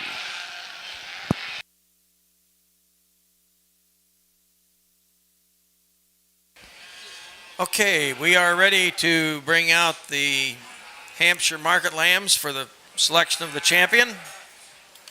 Out of the first class, we have Caitlin Waters in first place. And out of the second class, we have Taylor Sublette. And out of the third class, the one just completed, Ava Greiner. Second place out of the first class was to Kiera Longbine. Second place was to Garrett Greiner.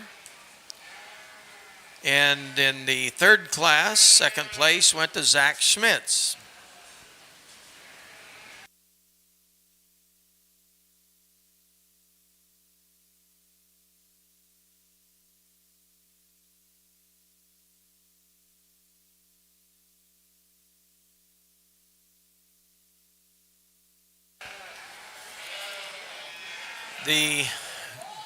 The trophy in this particular class is donated by Fletcher Flynn and the reserve, Ron and Louise Schmitz family.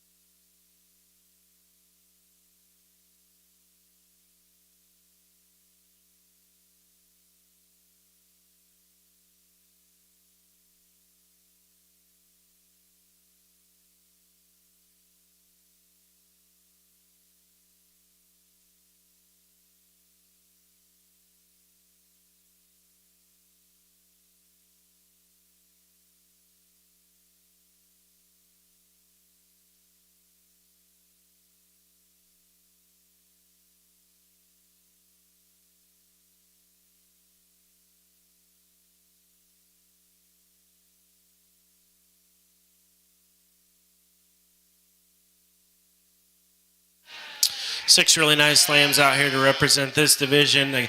As we worked through these classes, we found some sheep that both have that balance of being put together correctly and having the muscle shape that we're looking for. I'll just talk about each one of these class winners really quick. The one out of that first class is a sheep that I talked about. I love the expression that he has. This one's just ripped up in terms of he's hard to the touch, a lot of shape and expression throughout his entire body. A sheep that we also at the same time, though, we talked about we want to change that front shoulder. When we get off of that sheep, he's got a little more chest and breastplate working in him. So we'd like to clean him up there. And of course, for a fair situation, we'd like to see just a little further along in life. But one that you look really like the muscle. The sheep that comes out of the next class is one that won that class just based off his composition, one that is really correct in terms of his overall design and gives you that look that we like to see. And at the same time, he's definitely adequate in terms of his muscling. As we talked about coming out of that class, he's not the most overwhelming one today with muscle, but we love the style that he has. And the sheep that comes out of the third class is one that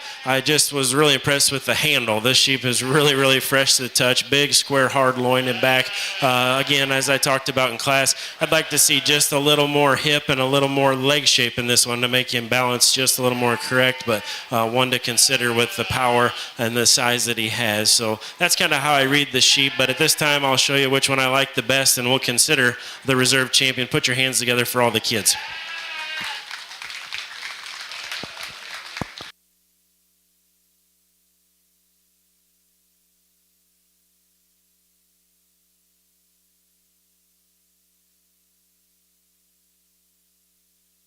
Going to talk about that second place as he comes in for reserve contention. Sheep in class that I talked about, I just love the explosive muscling and power and base width that he has. He just came up a little short in there just in terms of his design, especially when we put him into motion. But as we get him back out here for reserve, I think he's the next best one. He'll be a reserve.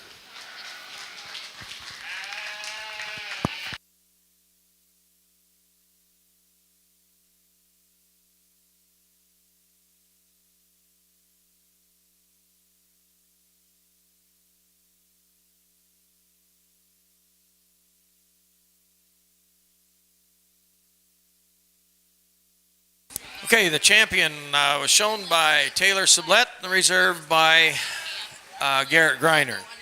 Now we're ready for our next division, which would be the natural market lambs. There will be one class, and we have 6 head weighing 113 to 135.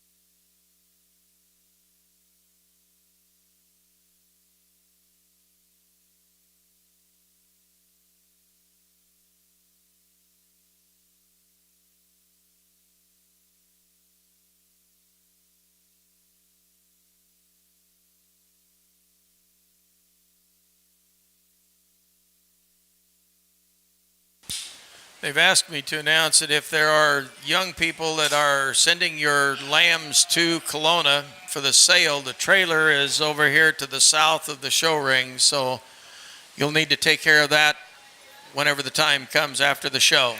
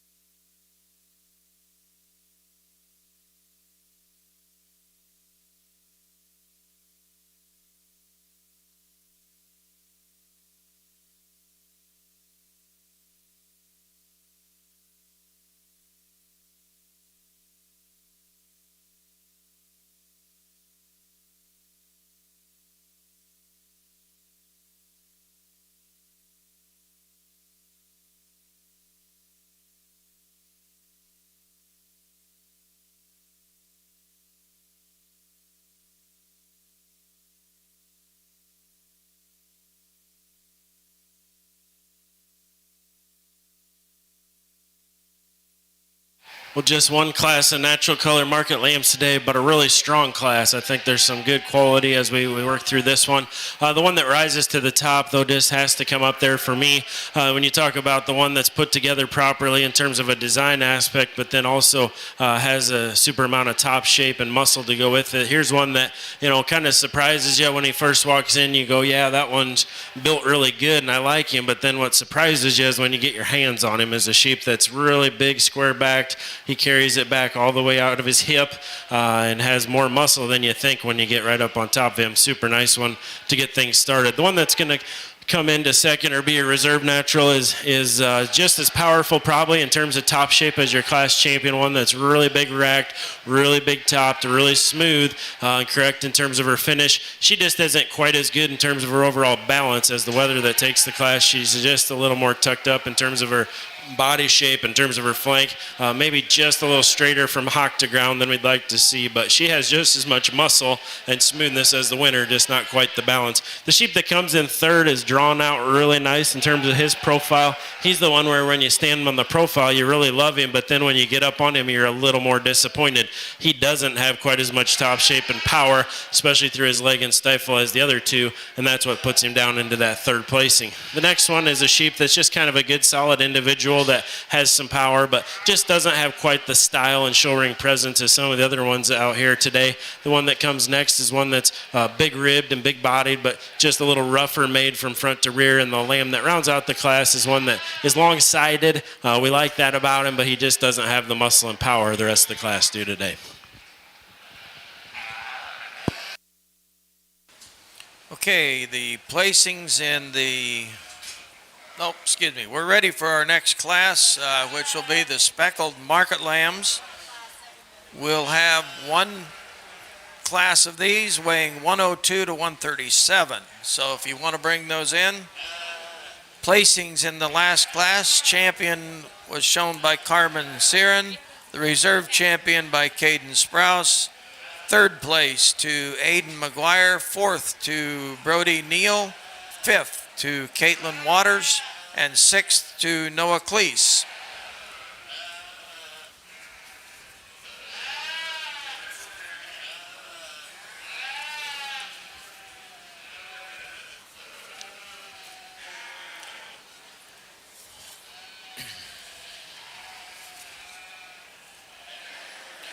The trophy in the natural division was sponsored by the Jeff Sprouse family, and the reserve by Ron and Louise Schmidt's family.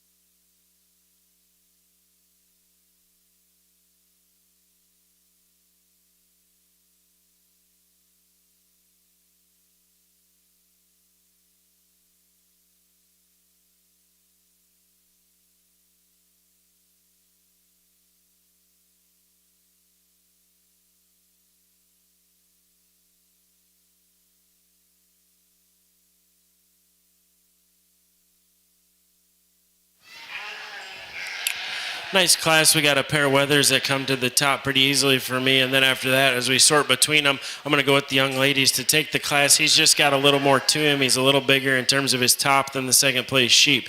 He's maybe not quite as good in terms of his lines and design as number 2, but again, he's just got a little more to him, and I think he's adequate in terms of his build. He's really good and soft in terms of his body shape, and he's got some good expression to him in this lineup. A nice one to take the class. The sheep that's in second, again, he's probably just a little bit more angular than your class winner, the way that he's built in terms of his top line and underline, but he just isn't quite as opened up in his top shape, and especially out of his hip. He's got the disadvantage there. We'd like to make him a little wider in his pin set, but you have to appreciate the rack shape that he has, and again, the angularity of his build there in that second placing. The ewe-lamb that comes in third has advantage of size.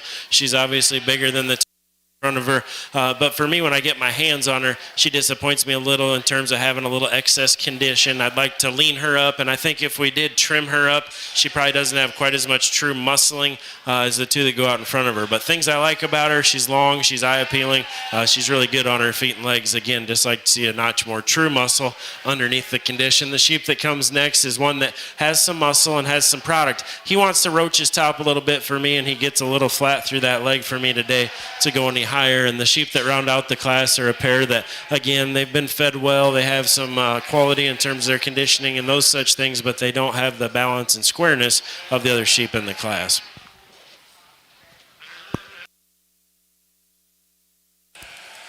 Okay, we are ready to move to a new division. That division would be the crossbred market lambs. We're ready for our first class of crossbred market lambs, weighing 85 to 127.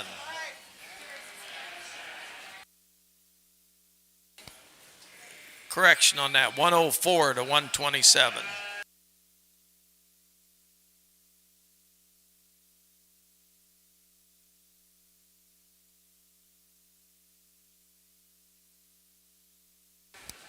Placings in the speckled lamb division: first place and champion to Taylor Sublette, second place in reserve to Greta Siren, third place to Landon Greiner, fourth to Christopher Boone, fifth to Destiny Boone, and sixth to Cameron Renner.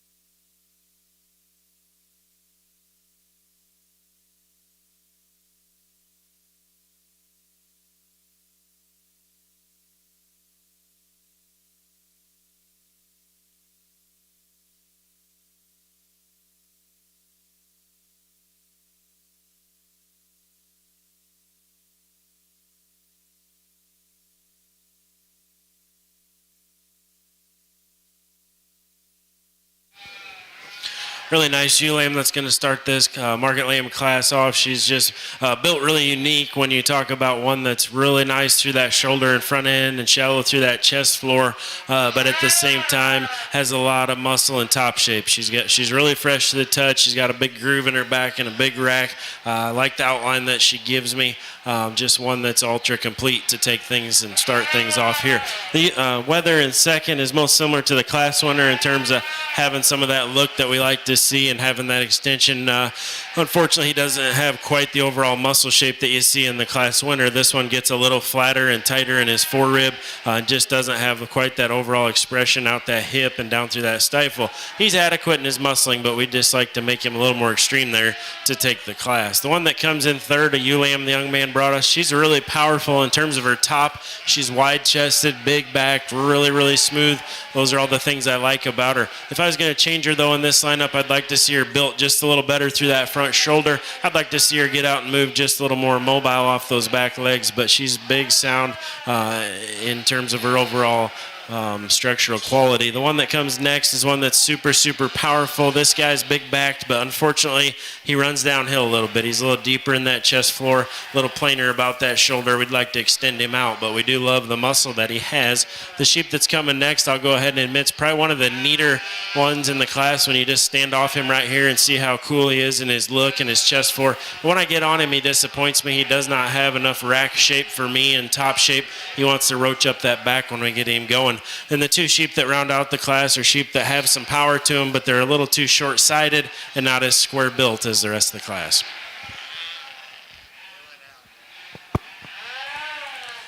Okay, we are ready for Class 2 of the crossbred market lambs. These weighing 130 to 139. Placings in the last class. First place to Garrett Greiner, second place to Caitlin Waters, third to Caden Sprouse, fourth to Carson Sprouse, fifth to Zach Schmitz, sixth to Grace Cobble, and seventh to Cameron Renner.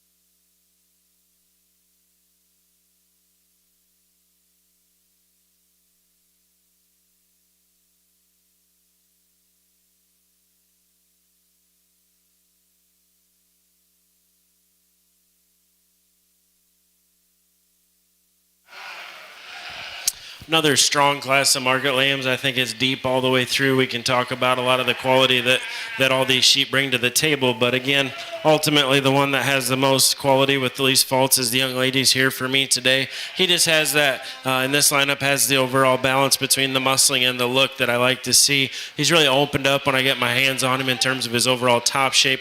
Once you get him driven here like he is, he sure balances nice from the side.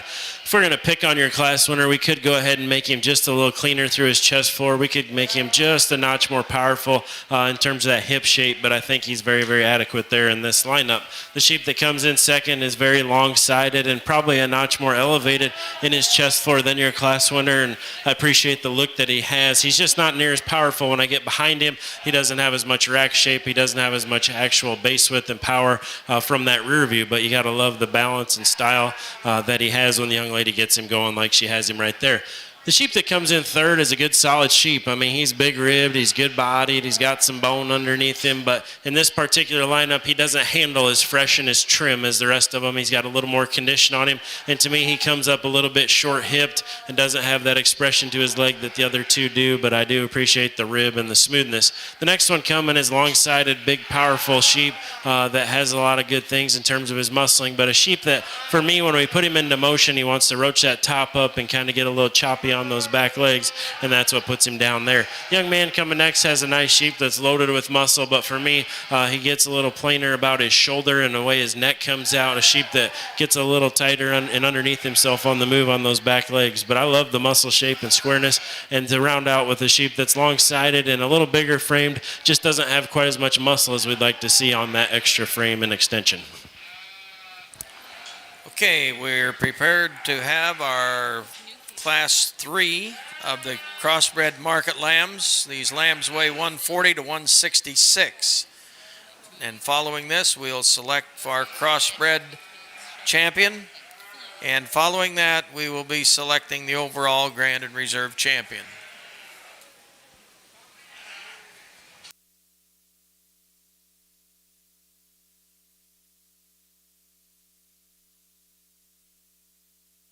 Placings in the last class: first place to Ella Greiner, second to Charlotte Siren, third to Ava Greiner, fourth to Caden Sprouse, fifth to Bryce Crawford, sixth to Isaac Striegel.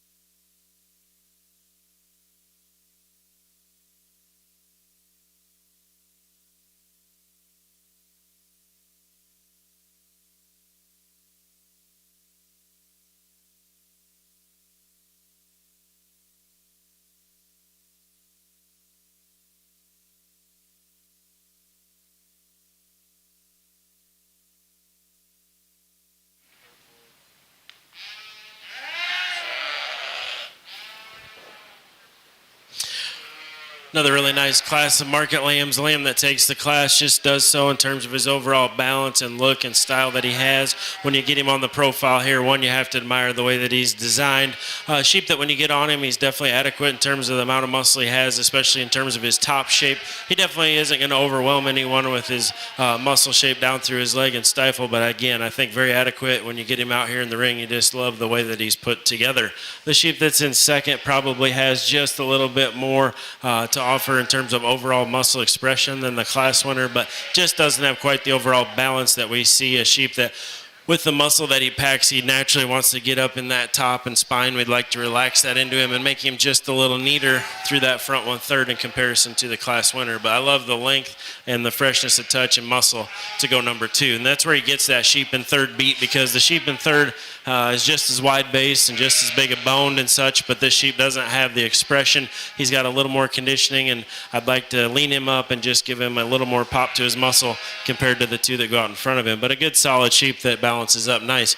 The lamb that comes next is super long bodied and has some foot side and has some bone, but he's just a little plainer in terms of his overall build. A sheep that gets a little plainer through his front shoulder and doesn't have the description of muscle out through his hip. The sheep that comes next is another one that gets a little bit plainer out here compared to the rest and wants to roach that top up, but a sheep that is powerful made, and that's the same for the sheep that rounds out the class. This is a big sheep, big, stout, heavy muscled sheep, but for the show ring today, he's just too plain fronted and short necked compared to the rest of the class.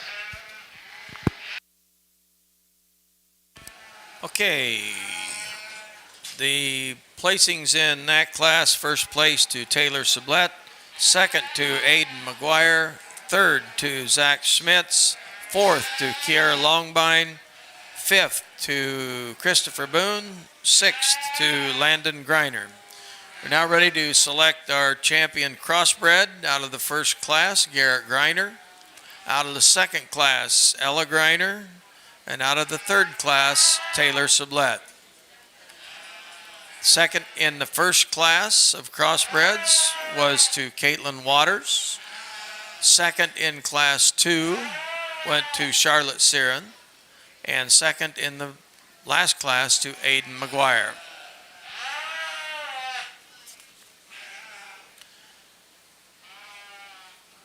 The trophy in this division is sponsored by the Sprouse sisters and the reserve by Ron and Louise Schmidt's family.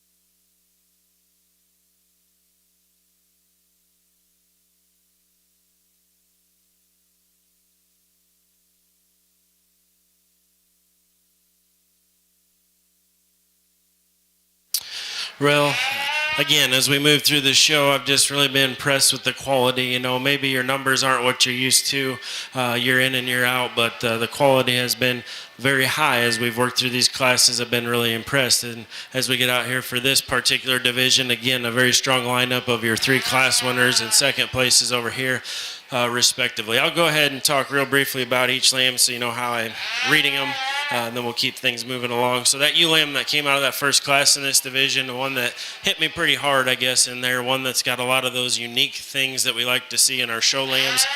One that's built really impeccable in terms of her skeleton and design, where she's balanced naturally good, her shoulders laid in there good, she's round, and then she's naturally round ribbed and just robust in terms of her overall muscling, just the way that her skeleton is built. One that today, you know, in this lineup, yeah, would we like to see her a little bigger and heavier and more mature? Definitely would, but just pound for pound, ounce for ounce, one I really like. If we're going to nitpick her, other than just her size and weight, I guess to me she could be just a little fuller out of that hip, but I think she's very adequate there. Just love the unique build and the muscling that she has as a combination. The one that comes out of the next class is one that's just a good solid weather, one that took his class in terms of overall having some muscle, having some look about him. As we study him next to these other 2 sheep, he's, you know, definitely not as unique in terms of his build. He's not as shallow up through his chest and not as neat in terms of that shoulder design, but one you have to consider when you say, hey, I want a sheep that just is overall good and has some bone, has some muscle, and has some balance to him.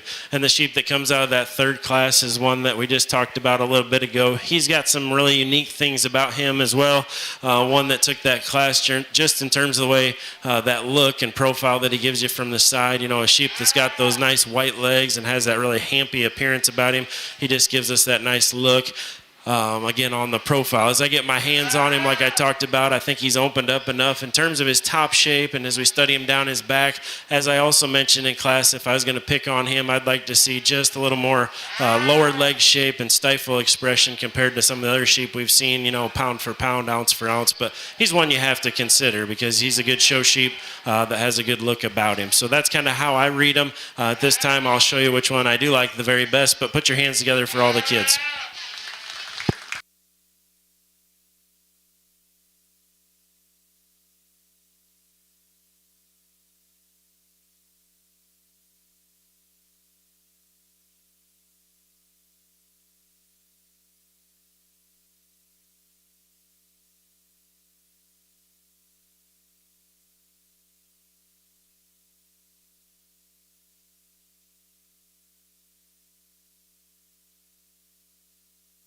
Okay, the champion crossbred was Garrett Greiner and the reserve to Taylor Sublette.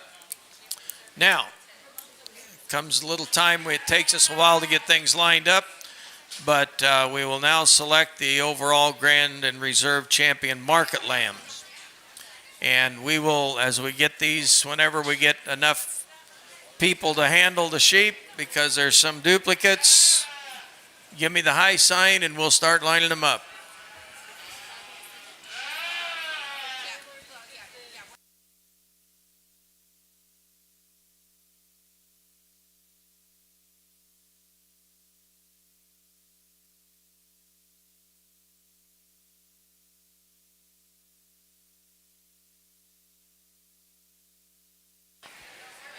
Okay, Mindy, you're going to bring them out champion-wise, right?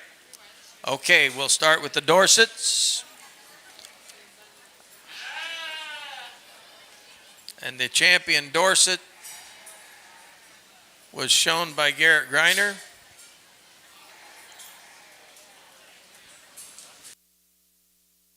Where's my list?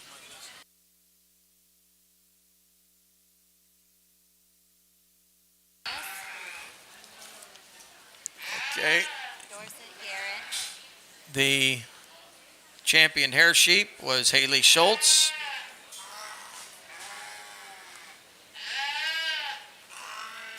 The champion Hampshire was Taylor Sublette. The champion natural is Carmen Siren.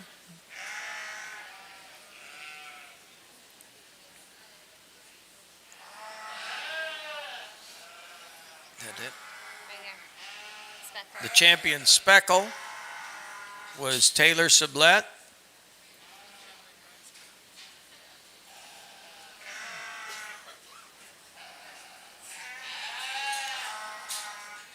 the champion crossbred, Garrett Greiner. Now we'll go back to the reserves. Back to the Dorset division. The reserve was Austin Black. The reserve hair sheep was Haley Schultz. The reserve Hampshire was Garrett Greiner. The reserve natural was Caden Sprouse. The reserve speckle was Greta Siren. And the reserve crossbred, Taylor Sublette. That is your breed champions for 2020 Market Lamb Show at the Washington County Fair.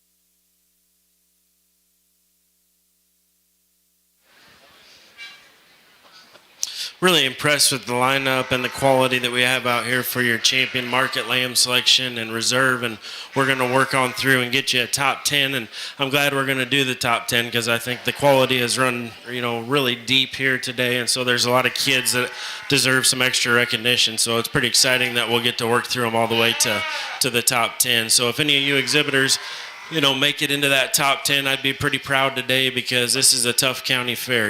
This fair, like I said earlier, you're probably not at the numbers that you're used to having year in and year out, but you still have the quality. The quality came, the quality has been here. We've had some deep classes to work through.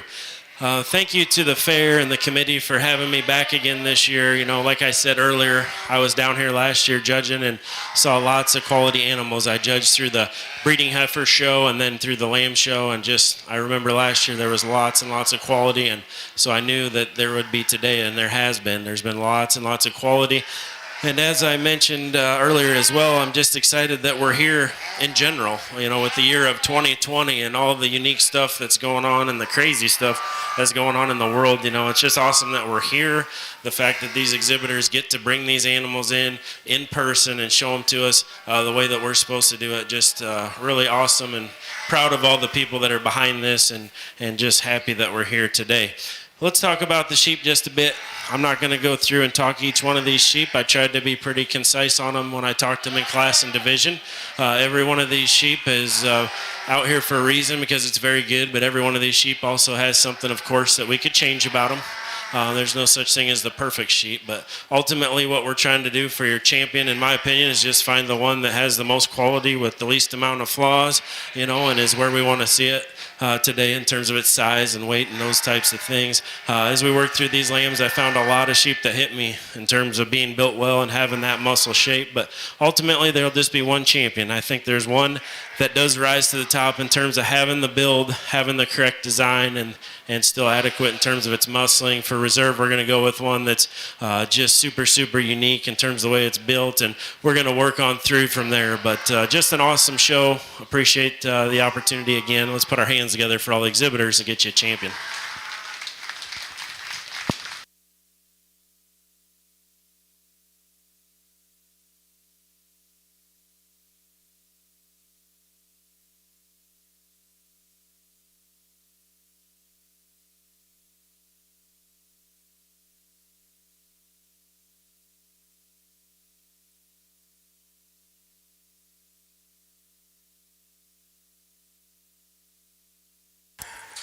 Grand Champion Market Lamb is shown by Taylor Sublette.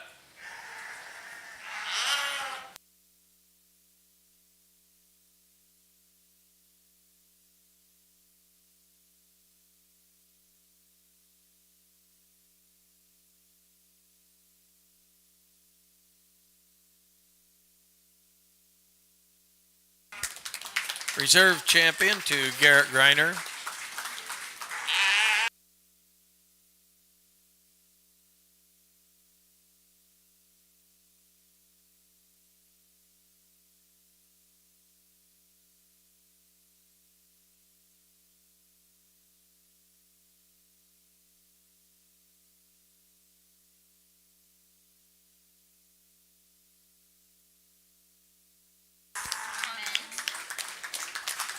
Third place to Carmen Siren.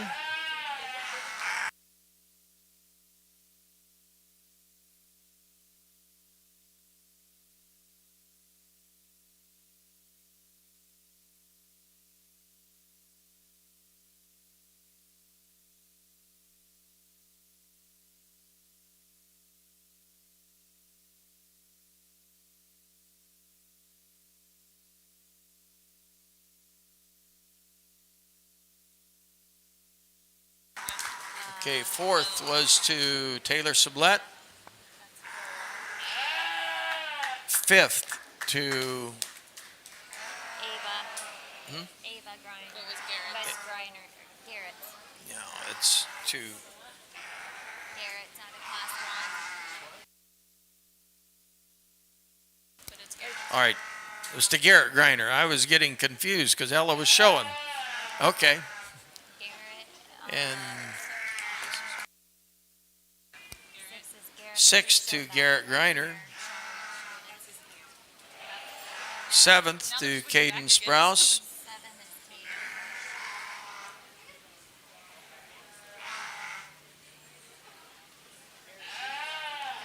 8th to Taylor Sublette. And that one was Bryce. Right? Yeah. Because Greta's stepping up. Austin.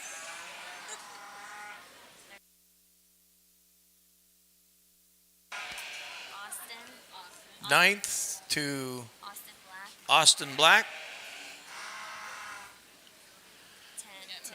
10 to 10th to Greta. Greta Sarin. That's our top 10.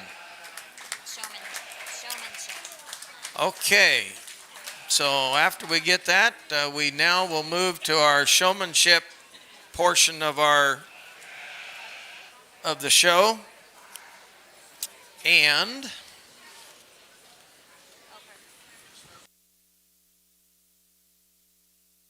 okay, we'll be starting with the Top Gun division of showmanship. These are young people that have won their division, whether it be junior, senior, or intermediate, and cannot go back into that division until their age catches up with them, so to speak.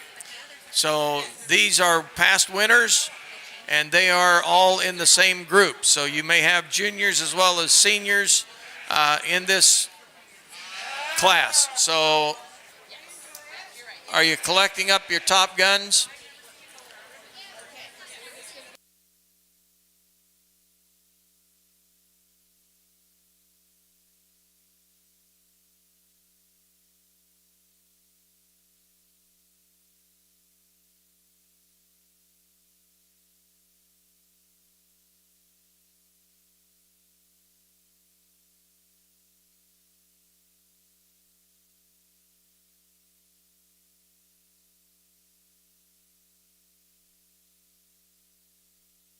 So he starts over an Okay, I have been told we have three individuals.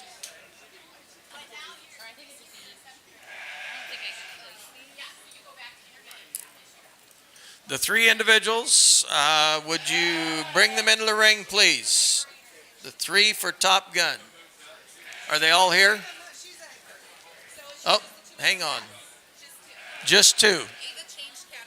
All right, Ava changed categories. Okay, so we only got two in the Top Gun. Following this, we'll move to the seniors.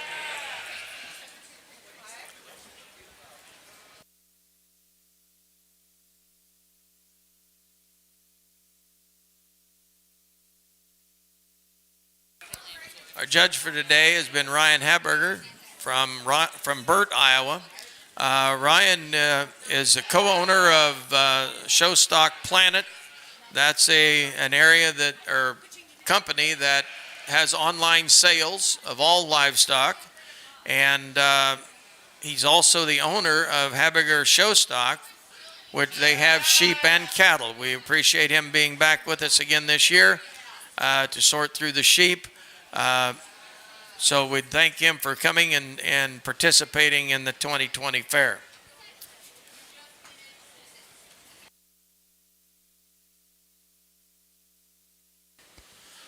Might want to mention a few other things that kind of keep things going. We've got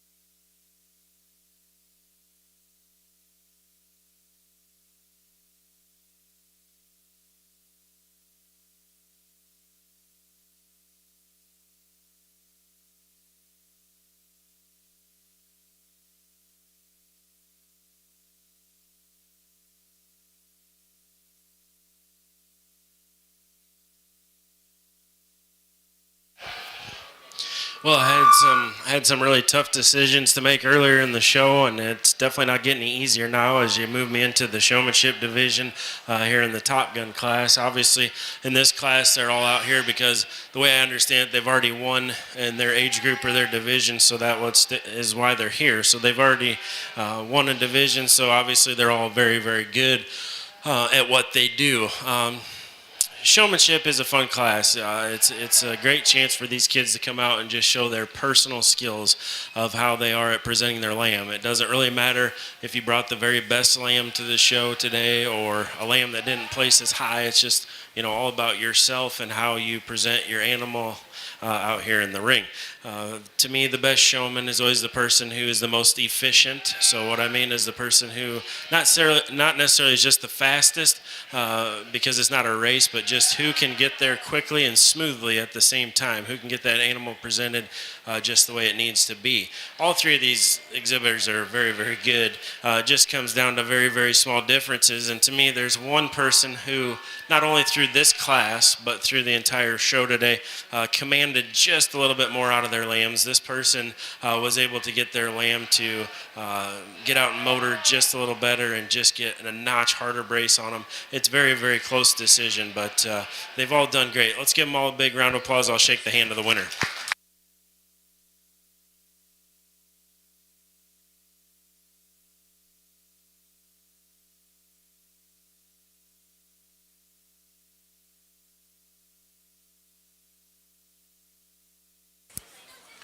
The champion Top Gun was Garrett Greiner.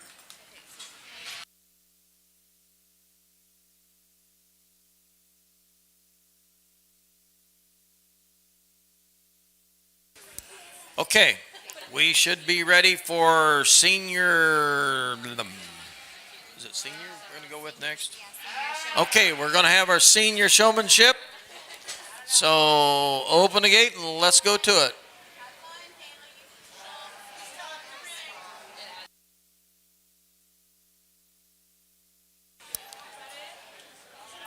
We got some more seniors.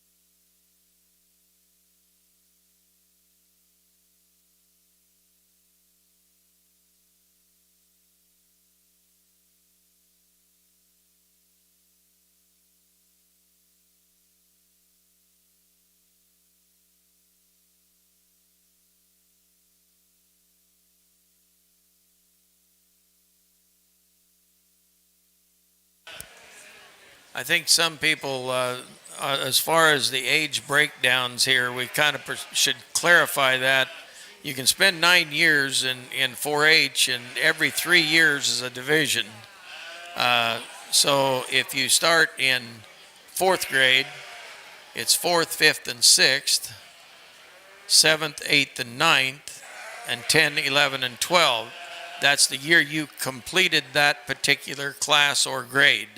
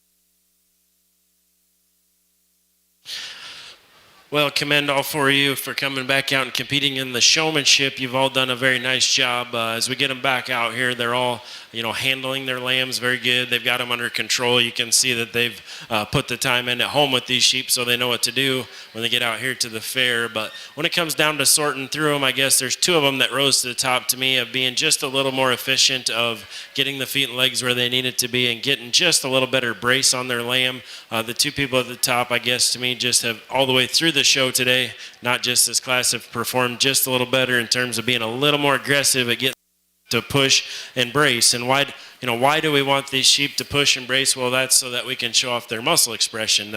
The better brace and hold you get on that lamb, the better they're going to show off their muscling, and that's ultimately what we want to see. So again, there's two of them that did just a little better job in that regard. And between those two, I guess the one person that's going to win this deal is the one that has just been very, very smooth about the way that this person gets the job done.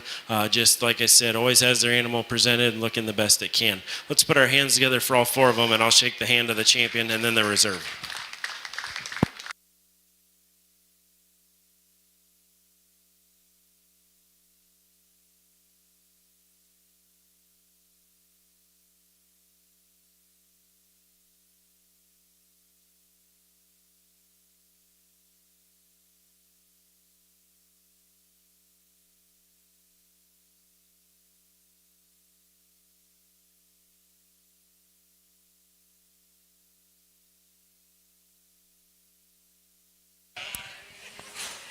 The winner of the senior showmanship is Carmen Siren.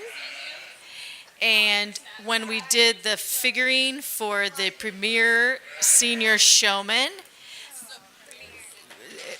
premier exhibitor, I should say, the senior winner will be Taylor Sublette. So Taylor, if you'd like to come to the ring, we'd award you with that. In the meantime, intermediates, you may bring yours into the ring.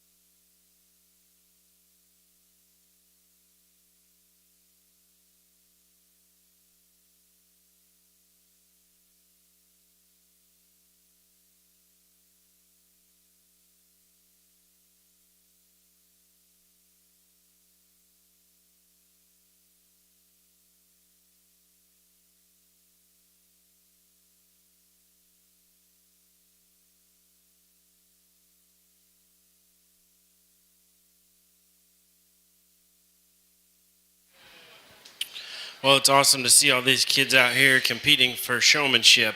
As I mentioned earlier, showmanship's a great time for these kids to come out and get another round of practice in per se, but also another round of competition and show off just their personal skill set of how well they can make their animal look. Again, doesn't matter if you have one of the best sheep here or not. It's just all about how you present your animal and yourself. And showing sheep is something that's not easy to do. It's definitely very difficult. Sometimes sheep don't want to cooperate, as we've seen earlier today. Sheep also, when you show them, you don't get a show stick, you don't get a halter or any aids. It's just you and the animal. So it's really important you put that homework and time in at home so when you come to the fair, everything can go your way. As I sorted through these kids, I don't have them in any particular order. I just lined them up here to see how they would respond. But there's a couple that did rise to the top for me of being just a little better at getting those feet and legs placed where they needed to, getting just a good brace on their animal. One thing I would like to mention to you kids, hopefully you're paying attention here, one thing that we need to work on, some of you need to work on, when we have the sheep over here in the head to tail position, I call it, and the judge is working through the animals and placing them, whenever the animal in front of you gets removed and taken, you need to move up and fill the space. The reason for that is, as a judge, we want to see the animals close to each other so we can look at them better. If you guys we got sheep up at the front of the ring, we got sheep down here, obviously it's going to be more difficult. So if the sheep in front of you ever gets pulled out, you got to move up the line. That's a very important thing to work on for next year for some of you. But with that, I'll go ahead and say thanks to all of you for coming back out again. Let's put our hands together for all of them. I'll get you a champion.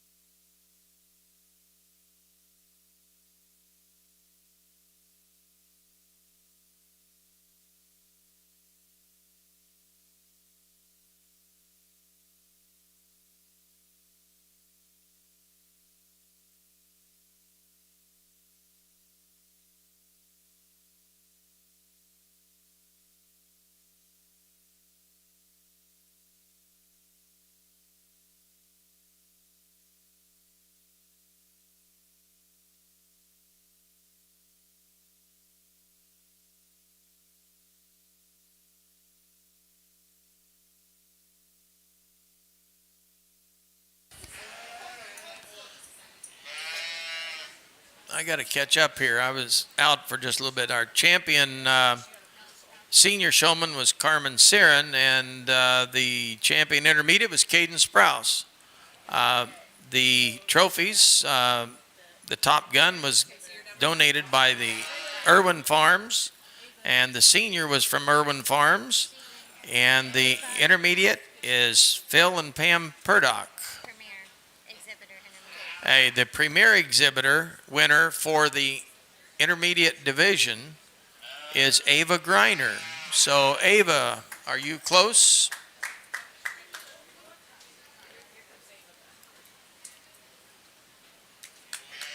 Let's give her a hand. Ava Greiner. She's the intermediate premier sheep exhibitor. All right, are we ready for the freshmen? The freshmen meaning the youngins. Okay, let's bring in the juniors.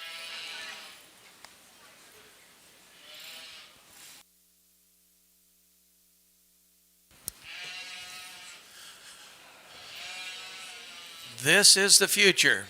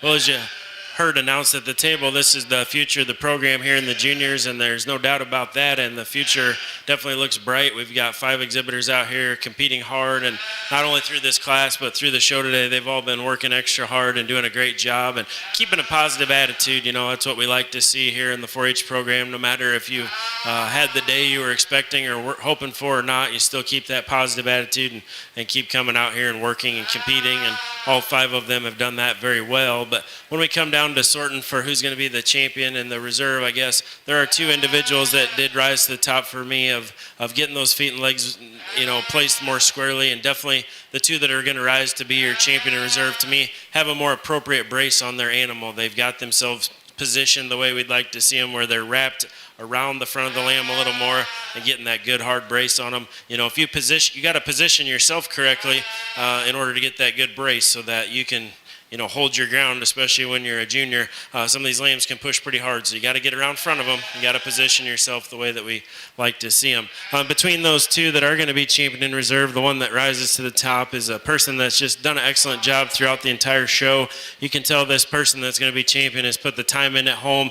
Basically, the lamb does whatever this person wants it to do. So just really impressive the way that person handles their lamb, commands the lamb's attention, and has that good eye contact with the judge at the same time. So all 5 of them have a bright future. I hope you all stick with the sheep program and 4-H. Let's put our hands together for all of them. We'll get you a champion in reserve.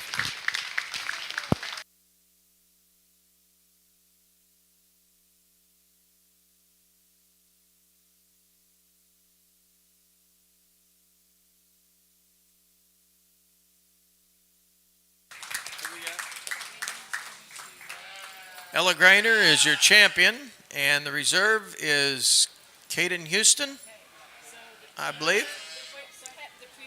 Okay, hang on. Who? Ella. Okay, Ella, you need to come back in here. They're just one more thing we got to give you, okay? You're the premier. By 1 point. Oh, they tell me it's premier by 1 point, so congratulations to you, okay? She's the premier exhibitor. Well, ladies and gentlemen, that is a wrap on the 2020 fair and show for the sheep. We appreciate you being here. We appreciate the young ladies to help us hand out things today. All of the work that goes into the fair, a lot of people don't realize, but I think our fair board probably needs as much of a pat on the back as anybody to make things happen the right way. So thanks. We'll see you next year. Dave and I are going to ride off into the sunset, and he didn't want to talk, but we'll slowly let the sun go down. So thanks again to everybody.